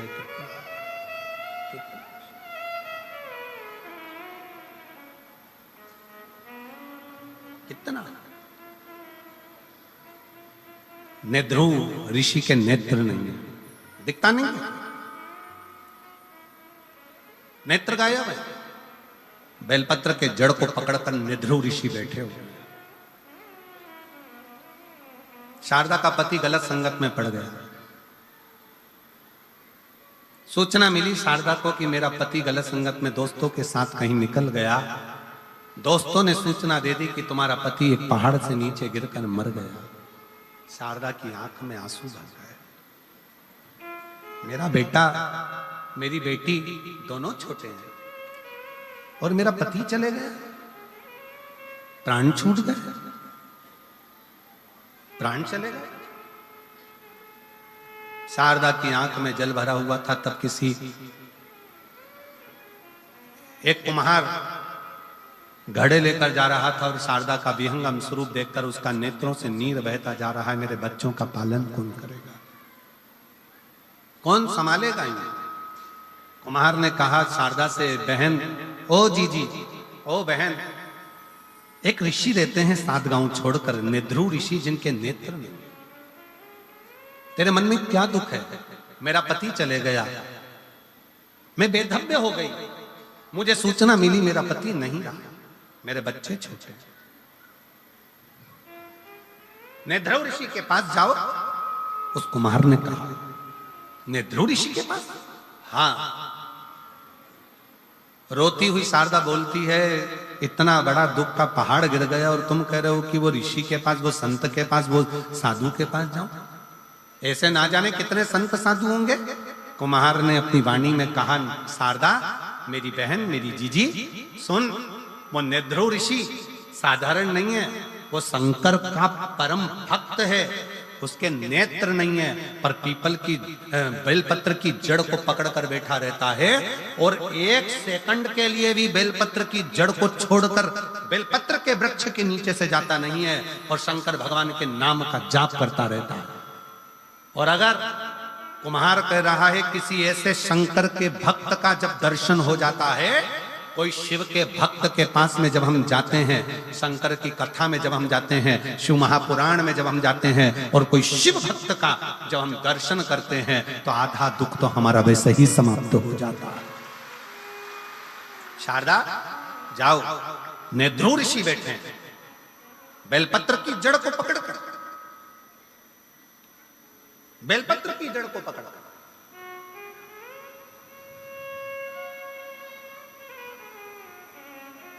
कितना सुंदर वर्णन किया है। जिसके उदर से जुड़ी हुई जो प्रॉब्लम रहती है, उदर में अगर कोई तकलीफें रहती, एक पत्र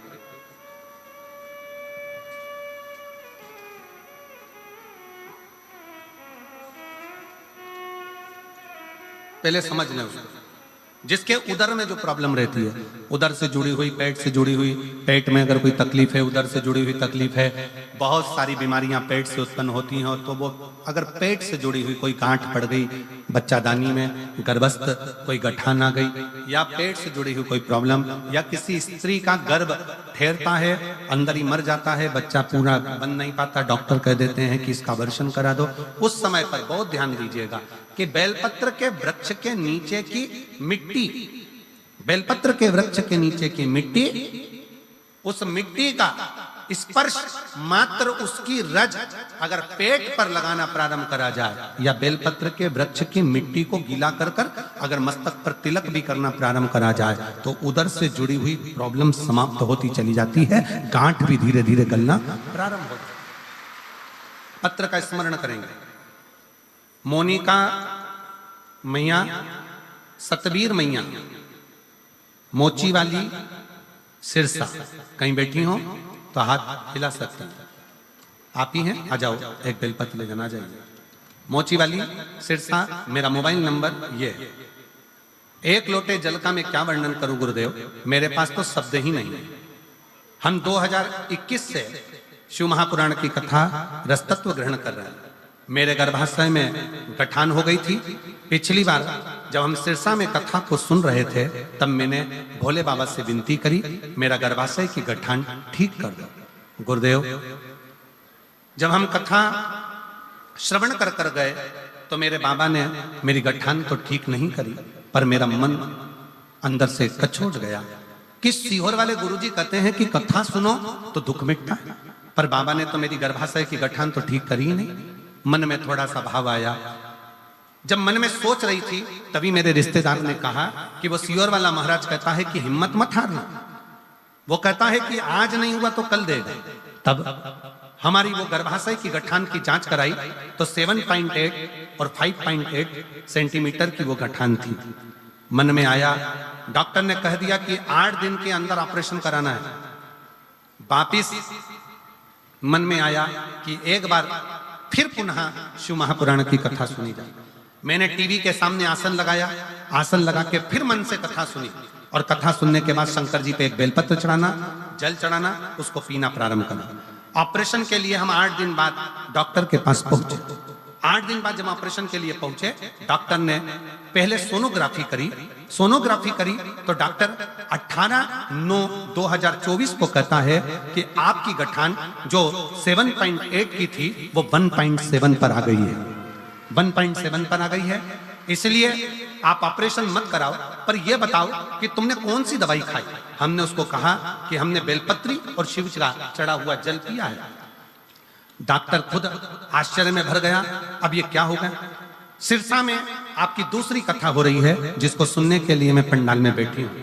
मैंने बाबा से प्रार्थना करी, जब आपने माइक पे बोला कि सिरसा में कथा है, मैं बाबा से रोज प्रार्थना करती थी, बाबा मेरा ऑपरेशन मत होने देना, कुछ भी हो मैं सिरसा की जो कथा होगी ना बाबा पूरी सुनूंगी, बस एक कृपा कर दे, मेरे गर्भाशय की गठान समाप्त कर दे। मैं सिरसा में 17 तारीख को यहाँ पहुंची हूँ, उसके एक दिन पहले मैंने 16 तारीख को जांच कराई, तो डॉक्टर भी आश्चर्य में है कि मेरे शरीर की गांठ पूरी गल चुकी है। मैं बाबा को प्रणाम करने के लिए यहाँ पर आई, मैं बाबा को नमन करने के लिए। शिव तत्व हम फिर निवेदन करेंगे, डॉक्टर शंकर का एक रूप है। डॉक्टर जो दवाई दे उसको पाओ, उसको खाओ।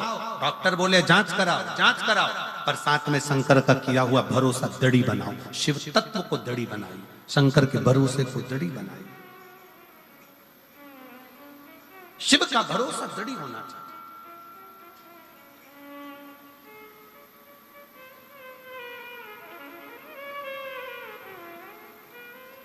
मेरे शंकर का किया गया भरोसा टूटे। दुनिया कितनी भी तुमसे कह दे कि क्या रखा है शिव महापुराण में, जितने मेरे आस्था पर शिव भक्त कथा को श्रवण कर रहे हैं, जितनी मेरी जीजियां माताएं कथा को सुन रही हैं, उनको निवेदन करूंगा, और इस पावन तारा बाबा की कुटिया में 9 की 9 ही पंडाल में भरे हुए जो कथा को श्रवण कर रहे हैं, उनको दिल से कहूंगा, आप शिव महापुराण की कथा नहीं सुन रहे हो, आप शंकर जी को अपना बाप समझकर उससे अपने दिल की बात कह रहे हो, अपने हृदय की मन से।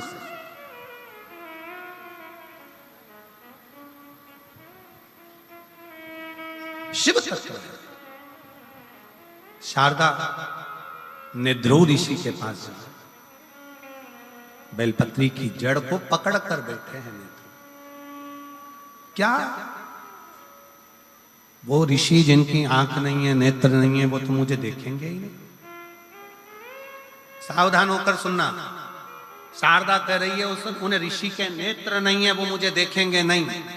शिव महापुराण में स्वयं भगवान शंकर पार्वती जी से कहते हैं, जहां मौका मिल जाए वहां बैठकर शिव पुराण को सुनो। ये मत सोचो कि व्यास जी दिख नहीं रहे, ये मत सोचो सियोर वाला महाराज दिख नहीं रहा। शंकर भगवान कहते हैं, जो जहां बैठकर सुनता है मेरी कृपा दृष्टि उसी जगह पर पड़ जाती है, उसी स्थान पर, उसी जगह पर।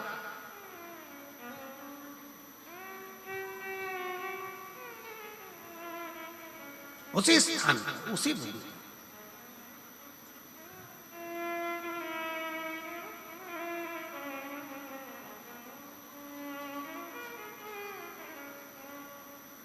और शीश गंगा की धार, गले सर्पों का हार, महादेवा भोले कैसे करूं तेरी सेवा। शीश गंगा की गले सर्पों का महादेवा भोले कैसे करूं तेरी सेवा। ये संपूर्ण ब्रह्मांड उसका बनाया गया, उसका निर्मित किया गया, और शिव ने निर्मित किया, शंकर ने निर्मित किया। शिव तेरी सेवा में जल ले आई, उसे मछली भी झूठा कराई। तेरी सेवा में जल ले आई, उसे मछली भी झूठा कराई। जल कैसे चढ़ाऊं भोले कैसे रिझाऊं महादेवा, बोले कैसे करूं तेरी सेवा। शीश गंगा की धार गले सर को कहा महादेवा, भोले कैसे करूं तेरी सेवा। शीश गंगा की धार गले सर को कहा महादेवा, भोले कैसे करूं तेरी सेवा। शंभो।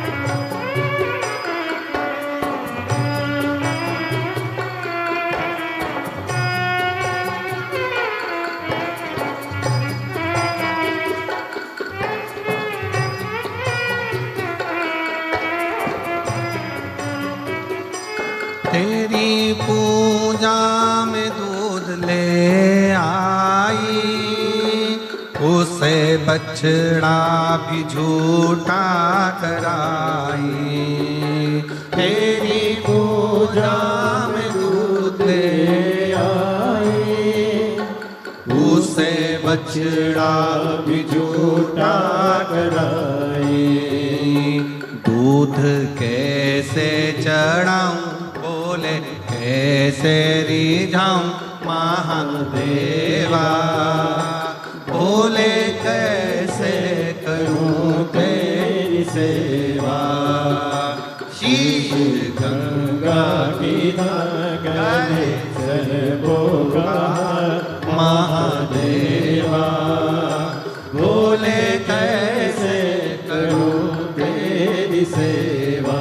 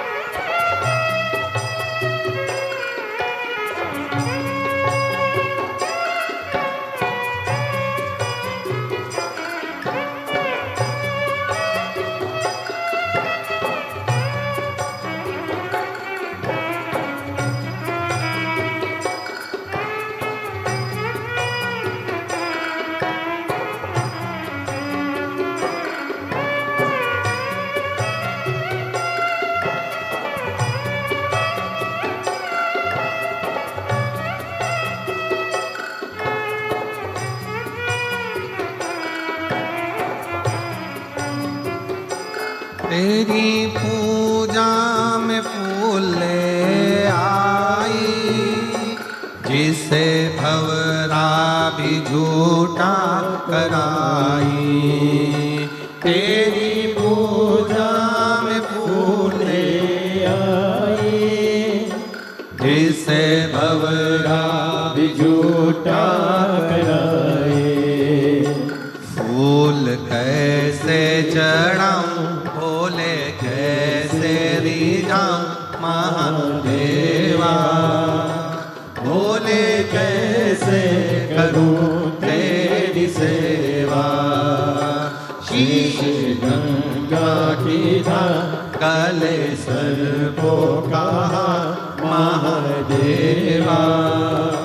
भोले कैसे करूं तेरी सेवा। भोले कैसे करूं तेरी सेवा। शीश गंगा की धार गले सर्पों का महादेवा। भोले कैसे करूं तेरी सेवा। भोले कैसे करूं तेरी सेवा। भोले कैसे करूं तेरी सेवा। भगवान देव अधिदेव महादेव हर हर महादेव। अपने स्थान पर बैठकर भगवान शिव से अपने मन का भाव बड़े दिल से हृदय से व्यक्त करें, भावों से प्रार्थना करें। बाबा देव अधिदेव महादेव को अपने मन का भाव दिल से करें। पीछे के जितने भी पंडालों में लोग बैठे हैं, दिल से बाबा को प्रार्थना करिएगा। सारे पंडालों में जहाँ जहाँ पंडाल के बाहर, पंडालों के अंदर जहाँ शिव भक्त बैठे हैं, सब साथ में बोलिएगा, दिल से पुकारिएगा, साथ में सब उच्चारण करें।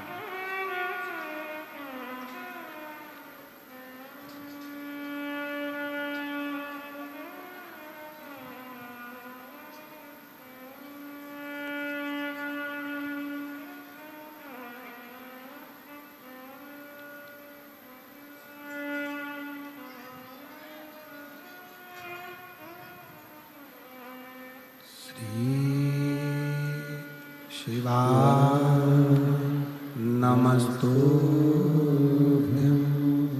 श्री शिवाय नमस्तुभ्यं। श्री शिवाय नमस्तुभ्यं। श्री शिवाय नमस्तुभ्यं। श्री शिवाय नमस्तुभ्यं। भोला सब दुख काटो, ओ भोला सब दुख काटो। शिव शंकर जपो तेरी माला, भोले बाबा जपो तेरी माला। भोला सब दुख काटो मारा, ओ भोला सब दुख काटो मारा। वेश है मंगल मंगलकारी, वेश है मंगलकारी। शमशान वासी हमारा, शमशान वासी हमारा। ओ भोला सब दुख काटो मारा, ओ भोला सब दुख काटो मारा।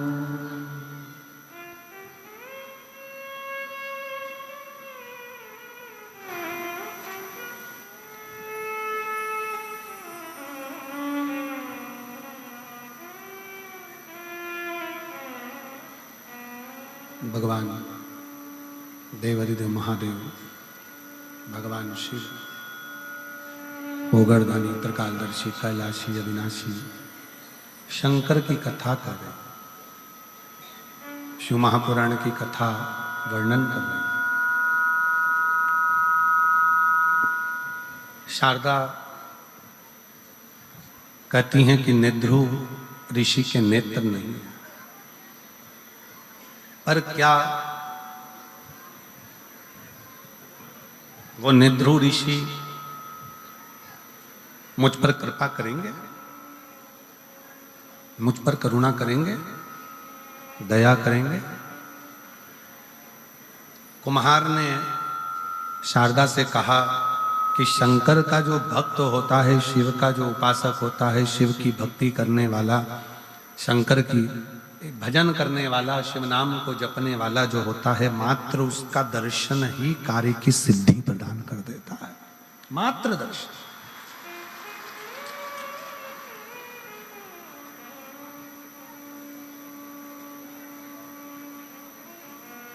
केवल दर्शन मात्र ही सुख प्रदान कर देते हैं, आनंदता दे देते हैं, आनंद प्रदान कर देते हैं। जाओ, शारदा नेद्रु ऋषि के पास गई। नेत्र नहीं है, बेलपत्री के वृक्ष की जड़ को पकड़कर बैठे हुए। सेट करो साउंड।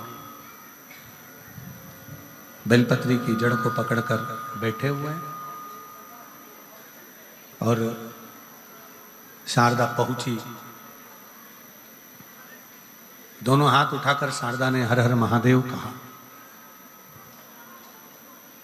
क्यों कहा जाता है हर हर महादेव? हर हर महादेव कहने का कारण क्या है? दुख हर, कष्ट हर, खुशी की लहर कर, हर हर हर हर महादेव कहने का केवल एक सार्थत्व आता है कि हमारे जीवन में जो दुख है, जो कष्ट है, जो तकलीफें हैं, जो बीमारियां हैं, कष्ट हैं, तकलीफ है, दुख है, ये सब शिव हरो। अभी हमने कथा में कहा कि डॉक्टर शंकर का एक रूप होते हैं। जब हमें दुख होता है, कष्ट आता है, शरीर में रोग आता है, तो अपन डॉक्टर के पास जाते हैं। किस भाव से जाते हैं? कि डॉक्टर शंकर का एक रूप है, वो हमारे बीमारी को ठीक करेगा। और यदि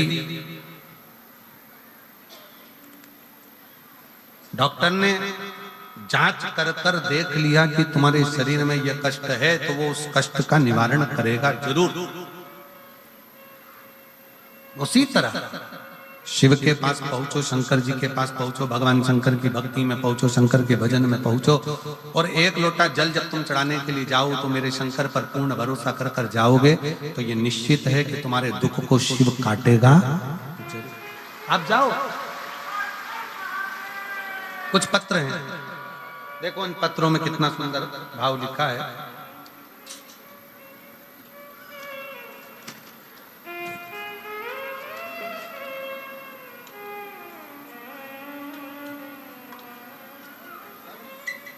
जिसने डमरू भेजा है उसने नाम नहीं भेजा। डमरू की आवाज से पहचान जाओ कि क्या नाम है। गुरुजी किन्ने भेजा है? आपने भेजा? आ जाओ। बेटा आया है क्या? इसको भी लिया। मेरा 14 साल का बेटा है जो बोलता नहीं था, जिसकी आवाज नहीं थी। हर डॉक्टर का इलाज करवाया पर इसकी आवाज नहीं आई। तब बाबा पर भरोसा कर कर शिव के मंदिर में जाकर एक लोटा जल समर्पित करना, बेलपत्र इसको खाने को देना। आज मैं बाबा को धन्यवाद देने के लिए आई हूं कि आज मेरा बेटा पूर्ण तरह से ठीक हो चुका है। मैं बाबा को धन्यवाद देने के लिए। शिव तत्व किसको कहते हैं? एक पत्र और बड़ा सुंदर है, देखिए।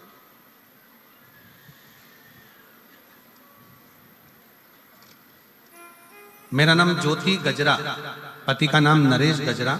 मैं राजस्थान श्री विजयनगर से आई हूं। कहीं बैठी हो तो हाथ हिला सकती हैं। मेरा नाम ज्योति गजरा, पति का नाम नरेश गजरा, राजस्थान श्री विजयनगर से आई। अगर बैठी हो तो हाथ हिला सकती हैं, और बाहर के भी अगर पंडाल में हैं तो कार्यकर्ताओं से बोलकर आप बेलपत्र लेने के लिए आ सकते हैं। बाहर के भी अगर पंडालों में बैठी हैं तो आप बेलपत्र लेकर लेने के लिए आ सकते हैं। ज्योति गजरा, पति का नाम नरेश गजरा, मेरा मोबाइल नंबर ये। एक लोटे जल का मैं क्या वर्णन करूं गुरुदेव। 2 साल पहले मेरे बच्चादानी में ऑपरेशन हुआ था जिसमें गांठ पड़ गई थी। डॉक्टरों ने बोला था सब ठीक है। फिर 1 महीने बाद फिर से मेरी बच्चादानी में मुझे दर्द होना चालू हुआ। डॉक्टर ने बोला आप सोनोग्राफी कराओ। सोनोग्राफी पर कराने पर पता चला कि डॉक्टर ने बताया कि वापिस गठान हो गई है और वो गांठ बहुत बड़ी है। डॉक्टर ने 3 दिन के अंदर ऑपरेशन करने का बोला। 3 दिन में मुझे ऑपरेशन करने का बोला और ऑपरेशन करना पड़ेगा। अब केवल 3 दिन मेरे पास में थे। मैं घर आई और ऑपरेशन की तैयारी घर के लोग करने लगे। तभी इतनी दुखी हो गई कि मेरी एक गांठ का ऑपरेशन हुआ और फिर गठान हो गई बड़ी। डॉक्टर ऑपरेशन का बोल रहे हैं, अब करें। एक रिश्तेदार मिलने आया और उसने कहा कि वो सीहोर वाला महाराज कथा करता है, टीवी पर कथा सुनो। 3 दिन है ना, 3 दिन शंकर जी के मंदिर थे। 1 लोटा जल चढ़ा, बेलपत्र ला, उसको खा। जब समय मिले श्री शिवाय नमस्तुभ्यम कहना प्रारंभ कर। मेरी दीदी भी आ गई। दीदी ने भी मुझे कथा का ही वर्णन किया। तब हमने डॉक्टर से फिर शाम को फोन कर कर कहा कि आप दवाई दे दो, हम 3 दिन में ऑपरेशन कराएंगे। मना नहीं। दवाई को कुंदकेश्वर महादेव के नाम से हमने खाना चालू करा, जल पीना प्रारंभ करा और जल पीते बेलपत्र खाते। 3 दिन बाद हम फिर ऑपरेशन के लिए गए। जब गए डॉक्टर ने दूसरी बार फिर जांच करी और जांच करने पर पाया कि मेरे शरीर में जो गांठ थी वो पूरी गल चुकी है। और डॉक्टर भी आश्चर्य में पड़ गया कि ये गठान 3 दिन के अंदर कैसे गल सकती है। शिव तत्व इसी को कहते हैं। एक पत्र और बड़ा सुंदर। मेरा नाम अर्चिता पाठक, ग्राम ग्यासरी उर्फ गांधी, ग्यासरी उर्फ गांधी, जिला बागपत, उत्तर प्रदेश से आई हैं। ग्राम ग्यासरी उर्फ गांधी, जिला बागपत, उत्तर प्रदेश की निवासी हूँ। कहीं बैठी हैं आप ही हैं? आ जाओ आ जाओ बेटा। उत्तर प्रदेश के निवासी हूँ। 1 लोटे जल का मैं क्या वर्णन करूँ गुरुदेव। मैं 2018 से लगातार सरकारी नौकरी की तैयारी कर रहा था और लगातार असफलता के कारण मैं बहुत निराश हो गया, हताश हो गया। बार बार 1 या 2 नंबर से मैं रह जाता था। फिर मुझे मेरी माताजी ने कहा कि टीवी पर पंडित प्रदीप मिश्रा जी की कथा सुनो और नित्य 1 लोटा जल शिवालय में चढ़ाओ, भगवान शिव तेरी मनोकामना सुनेंगे। उसकी बात मानकर मैं नित्य रोज 1 लोटा जल चढ़ाना प्रारंभ किया और भगवान ने मेरी भी सुनी। और दिसंबर 2022 में बाबा की कृपा से मेरा भारतीय रेलवे में चयन हो गया। मैं बाबा को यहाँ धन्यवाद देने के लिए आया हूँ। गुरुदेव, वर्तमान में मेरे बाबा ने ऐसी कृपा करी, आपकी कथा सुनने के लिए तरसता था। मुझे क्या मालूम था कि जहां मेरी ड्यूटी रेलवे में रहेगी वहीं आपकी कथा सिरसा में होगी। सिरसा के ही रेलवे स्टेशन पर मेरी ड्यूटी है और मैं बाबा को यहाँ प्रणाम करने के लिए आया हूँ। मैं बाबा को नमन करने के लिए आया हूँ। शिव तत्व इसी को कहते हैं। एक पत्र और बड़ा सुंदर।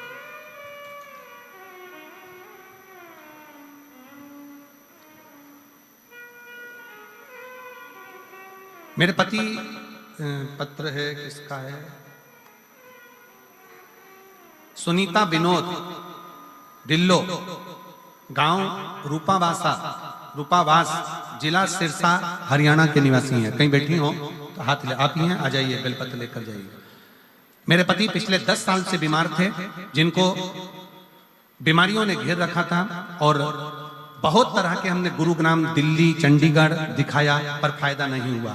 फिर आपकी कथा 2023 से सुनना प्रारंभ करी और 1 लोटे जल और बेलपत्र का क्या वर्णन करूं। शिवलिंग जी पर 1 लोटा जल चढ़ाते और वो जल लाकर अपने पति को देती, बेलपत्र चढ़ाती, वो लाकर देती। बाबा की कृपा से अब उनको एक भी दवाई की जरूरत नहीं है, वो पूर्ण तरह से स्वस्थ हैं और मैं बाबा को धन्यवाद देने के लिए आई हूँ। मेरे पुत्र जो कि निरंतर असफल हो रहा था, उसकी नौकरी नहीं लग रही थी और बाबा की कृपा से आज मेरे बेटे की सरकारी नौकरी लग गई है। मैं बाबा को धन्यवाद देने के लिए यहाँ पर आई हूँ।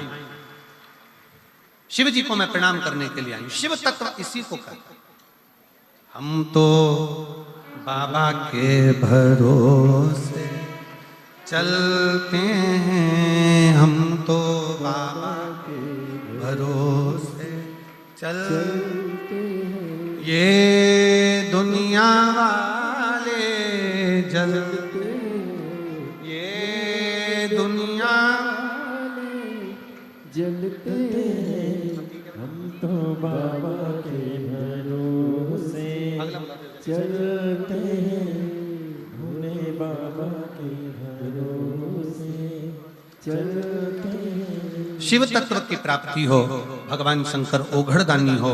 शारदा ने मन में विचार करा, शिव जी के सम्मुख में पहुंचकर नेध्रु ऋषि के सामने हर हर महादेव कहा।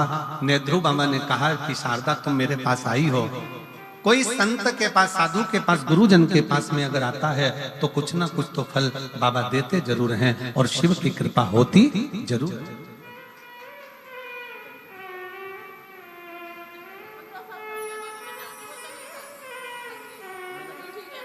15 साल का बेटा है, बिल्कुल बोलता नहीं था, दीदी कर रही है, अब आवाज आ गई है और बोलना प्रारंभ करा है।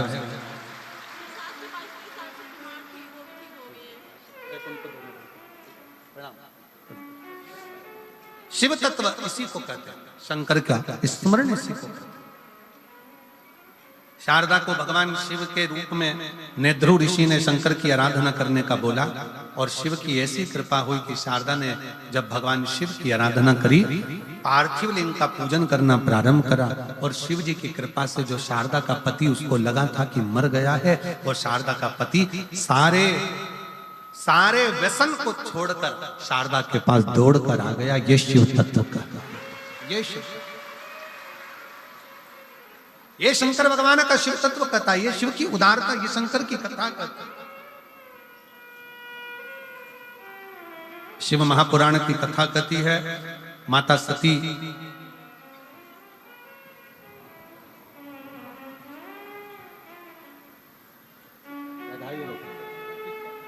अभी यहीं पर इस सिरसा में ही नौकरी है। बधाई आपको। ये आपकी मम्मी को। अच्छा, शिव तत्व की प्राप्ति। बाबा से नौकरी मांगी थी और बाबा ने भी नौकरी लगाई भी रेलवे में, तो सिरसा में ड्यूटी दे दी और सिरसा में ड्यूटी दी तो कथा सुनने का भी सौभाग्य मिल गया। ये शिव शंकर की उदारता। हर हर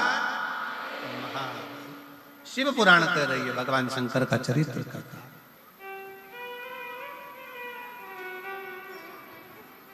सती मैया कथा श्रवण करने के लिए आए हो, कथा में मंत्र जाप करने के लिए आए हो।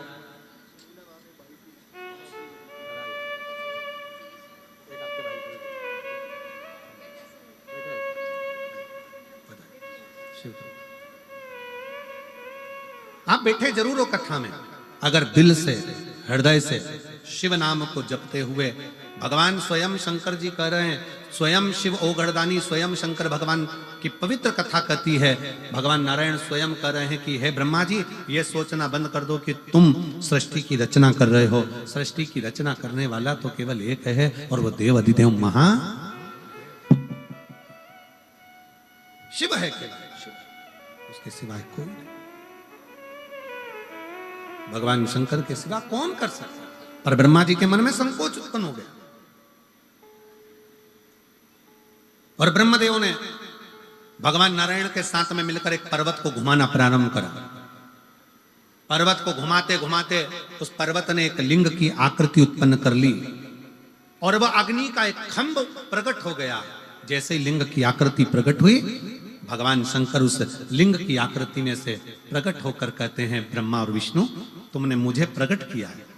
पूरे ब्रह्मांड में, संसार में, मृत्यु लोक में ब्रह्मा और विष्णु, हे नारायण, हे ब्रह्मा, पूरे ब्रह्मांड में, पूरे मृत्यु लोक में मेरा मूल स्वरूप का पूजन नहीं होगा।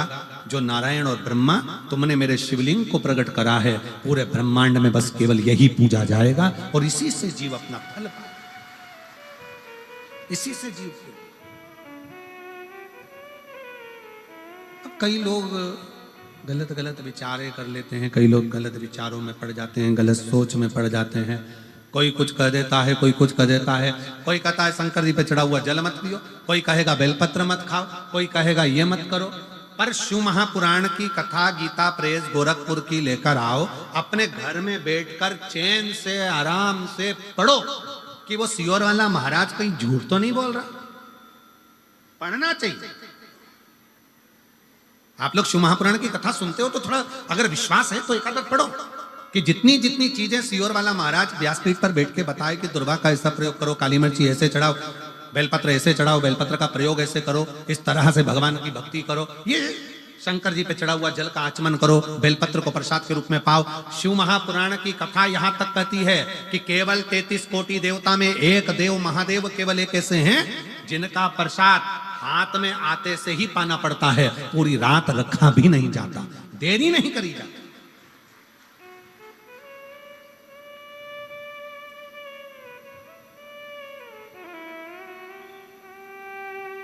शिव के प्रसाद को केवल ये आप लोग आते हो बेलपत्र लेते हो, ये 7 दिन की बेलपत्र में जो हम लोग यहाँ बेलपत्र व्यासपीठ से अब तो बहुत कम देना चालू करा। पहले तो बहुत देते थे बेलपत्र, अब तो बिल्कुल ना के बराबर कर दिया क्योंकि भीड़ ज्यादा हो जाती है, लोग कष्ट भोगते हैं, धक्का धुक्की होती है, ये सब बंद कर दिया। पर क्या है बेलपत्र का महत्व? कभी शिव महापुराण का कुमार खंड पढ़ेंगे तो उसमें वर्णन मिलेगा कि शिव पोथी की चढ़ी हुई बेलपत्र 6 दिवस तक अगर लगातार कैसा भी शरीर में कष्ट हो उसका निवारण कर ही देता है। और 7वें दिन का बेलपत्र लक्ष्मी की वृद्धि करने वाला होता है, इसलिए इसको संभाल कर रखा जाता है। ये बेलपत्र की महत्वता, इसको रात भर रखते ही नहीं है, इसको तो पा लिया जाए, उसको अपने जीवन में उतारा जाए। बेलपत्र की महत्वता कुछ जान गया। आए कल हमारे गोविंद जी कह रहे थे कुछ लोग पैदल चलकर शायद 50 किलोमीटर दूर से आए हुए हैं। कहाँ बैठे हैं वो लोग? कहीं बैठे हैं? आ जाओ एक बार, आ जाओ आ जाओ आ जाओ। कहाँ से आए हैं लोग गोविंद जी? हैदराबाद, अहमदाबाद, अच्छा अच्छा। वहां से 50 किलोमीटर दूर से बाबा की ध्वजा लेकर भगवान शंकर की कथा श्रवण करने के लिए पैदल पैदल चलकर आए हैं। एक बार जोरदार ताली बजाओ इनके लिए, साधु था। 50 किलोमीटर दूर से पैदल पैदल चलते हुए शिव नाम लेते लेते भगवान का उच्चारण करते करते शिव तत्व को धारण करते करते यहाँ पहुंचे। कितना आस, कितना विश्वास। और कई लोग ऐसे भी होंगे सिरसा के जो अपना घर नजदीक में होने के बाद भी देवाधिदेव महादेव की शरणागति में नहीं पहुंच पाते होंगे, पर बाबा उसी को बुलाता है कुबेर भंडारी, मेरा कुबेरेश्वर महादेव। शिव महापुराण में उसी को बुलाएगा जिसकी झोली उसको 3 महीने में भरना होगी, नहीं तो वो दरवाजे तक भी नहीं बुलाएगा ही उसी को जिसको देना।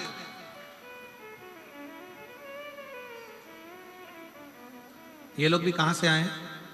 ए बाबू बेटा ध्वजा वाले, आप लोग कहां से आ रहे हैं? आवाज तेज करके बोलो। आ जाओ, जाओ जाओ। कितना किलोमीटर दूर से आ रहे हैं? 48 किलोमीटर दूर से पैदल चलकर आ रहे हैं शिव महापुराण की कथा सुनने। आ जाओ, तो ध्वजा ले लो, दे दो। और मेरे भोले तेरा सहारा है, मेरे भोले तेरा सहारा है, मेरी नैया का तो किनारा है, मेरी नैया का तो किनारा है।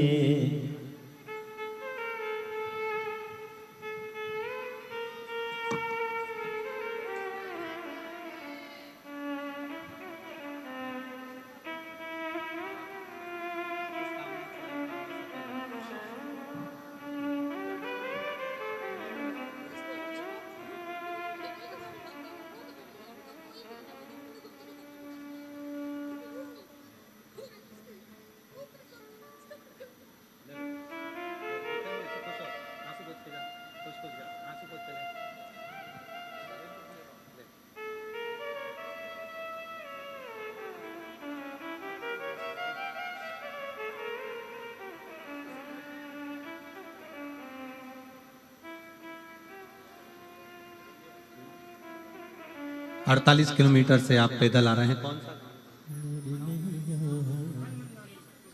बनमंडोरी से पैदल चलकर आप लोग पहुंचे हैं। एक बार जोरदार ताली बजाएं।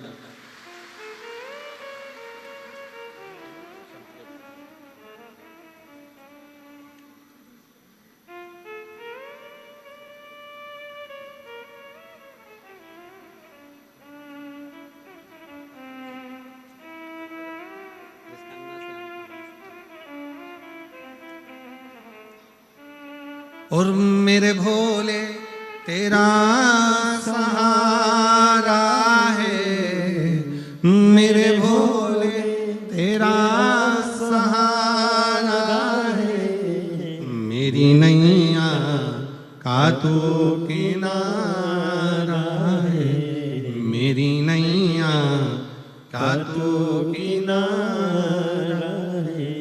मेरे बाबा तुझे पुकारा है, मेरे बाबा तुझे पुकारा है, मेरी नैया का तू किनारा है, मेरी नैया का तू किनारा। शिव पर आश्रित हो।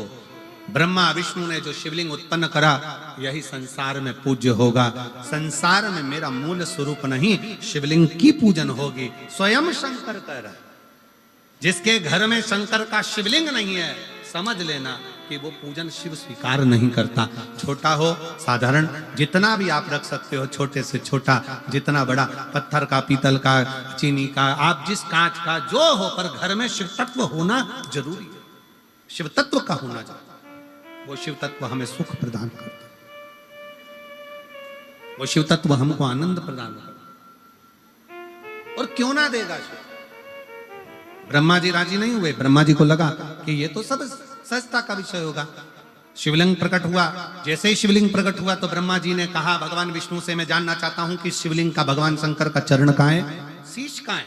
देखने के लिए स्वयं भगवान नारायण कहते हैं कि मैं शंकर भगवान का चरण देखने के लिए जाऊंगा, भगवान नारायण का चरण ढूंढने के। और ब्रह्मा जी कहते हैं मैं भगवान का शीश देखने के लिए जाऊंगा। जाते जाते जाते जाते ब्रह्मा जी ऊपर चढ़ते रहे, पर उनको शीश नहीं मिला।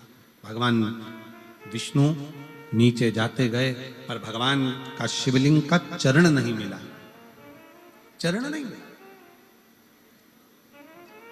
ये जो लोग कहते हैं ना, शंकर भगवान के जब शिवलिंग का,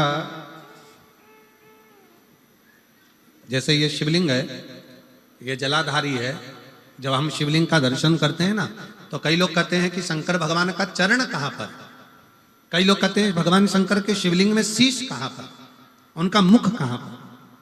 शिव महापुराण की कथा कहती है कि कभी भी शंकर के शिवलिंग के पास में जाओ, आपका जहां मन कर जाए वहां बैठकर शंकर को जल समर्पित करो, जहां मन कर जाए। आप ये मत सोचना कि शंकर के शिवलिंग का मुख दिखेगा तो हम जल चढ़ाएंगे, चरण दिखेगा तो हम जल चढ़ाएंगे। शिव तत्व कहता है जहां बैठकर, जैसे बैठकर आप शंकर को पुकारोगे, जहां बैठकर जैसे बैठकर आप भगवान शंकर को भजोगे, शिव उसको स्वीकार कर लेता, शंकर भगवान उसे स्वीकार लेता। आप जहां बैठकर भजोगे, जैसा भजोगे, शिव उसको स्वीकार करेगा।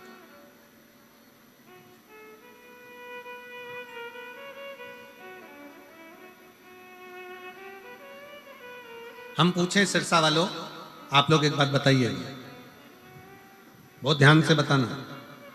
अब आप लोग कथा श्रवण करने के लिए अंदर बैठे हो, कई लोग कथा सुनने के लिए बाहर जो 4-5 पंडाल लगे हैं, 2-4, उसमें बैठे हुए हैं।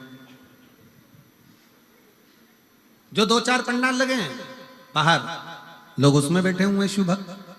बड़े बड़े पंडाल जब लगते हैं, उस पंडाल में व्यासपीठ भी नहीं दिखती है, हम भी नहीं दिखते हैं, केवल पंडाल ही पंडाल नजर आता है। और दूर दूर बैठकर लोग कथा का रसतत्व ग्रहण करते हैं। कई लोग कहते हैं गुरुजी हम तो पंडाल के अंदर ही नहीं पहुंच पाए और हमने कथा श्रवण कर ली। कई लोग टीवी पर सुन लेते हैं, कई लोग मोबाइल पर सुन लेते हैं। आखिर इसका फल है कि नहीं? शिव महापुराण की कथा कहती है, आप तारा बाबा की कुटिया तक आए हो, भले अंदर के पंडाल में जगह नहीं मिले, पर आप जहां बैठकर पंडाल के अंदर जहां कथा हो रही है उस पूरे प्रांगण में कहीं पर भी बैठकर कथा का रस तत्व यदि ग्रहण कर रहे हो तो उसका फल तुम्हें 3 महीने में मिलेगा जरूर, ये निश्चित है, प्राप्त जरूर हो।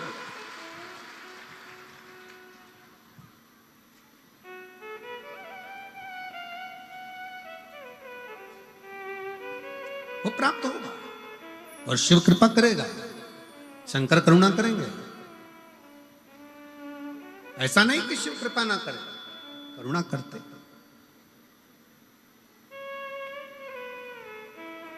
और धीमा बजाओ भोलानाथ डमरू, धीमा बजाओ, धीमा बजाओ भोलानाथ डमरू धीमा बजाओ, धीमा बजाओ डमरू धीमा बजाओ, धीमा बजाओ भोलानाथ डमरू धीमा बजाओ। ओ धीमा बजाओ भोला, धीमा बजाओ, धीमा बजाओ भोला, धीमा बजाओ, धीमा बजाओ भोला, धीमा बजाओ, धीमा बजाओ भोला, धीमा बजाओ। ओ धीमा बजाओ भोलानाथ डमरू, धीमा बजाओ, धीमा बजाओ भोलानाथ डमरू धीमा बजाओ।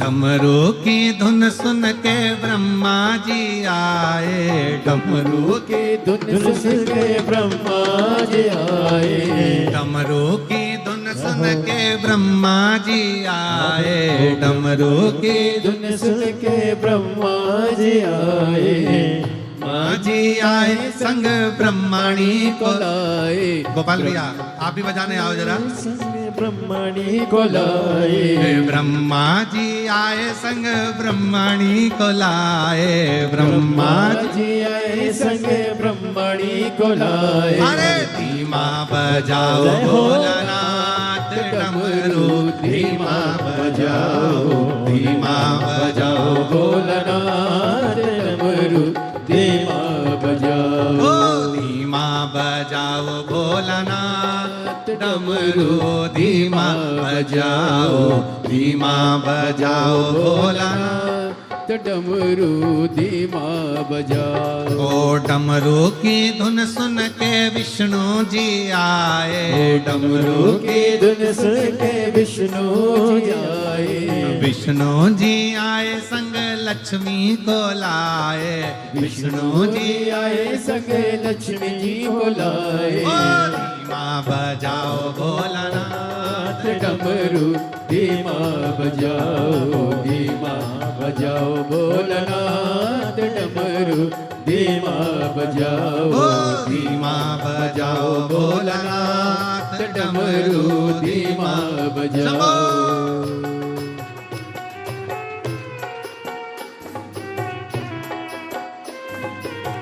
बोले जय हो।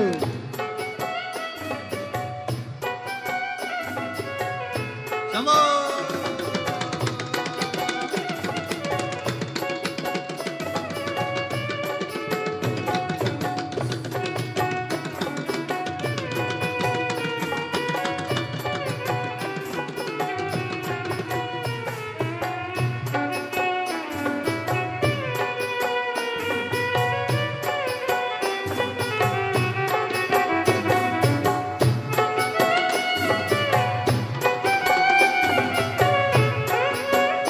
शंभो।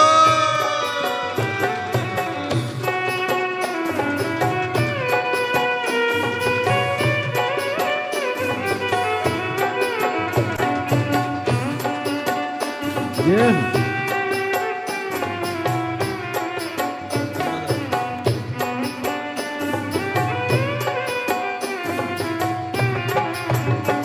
ओ डमरू की धुन सुन के राम राम जी आए।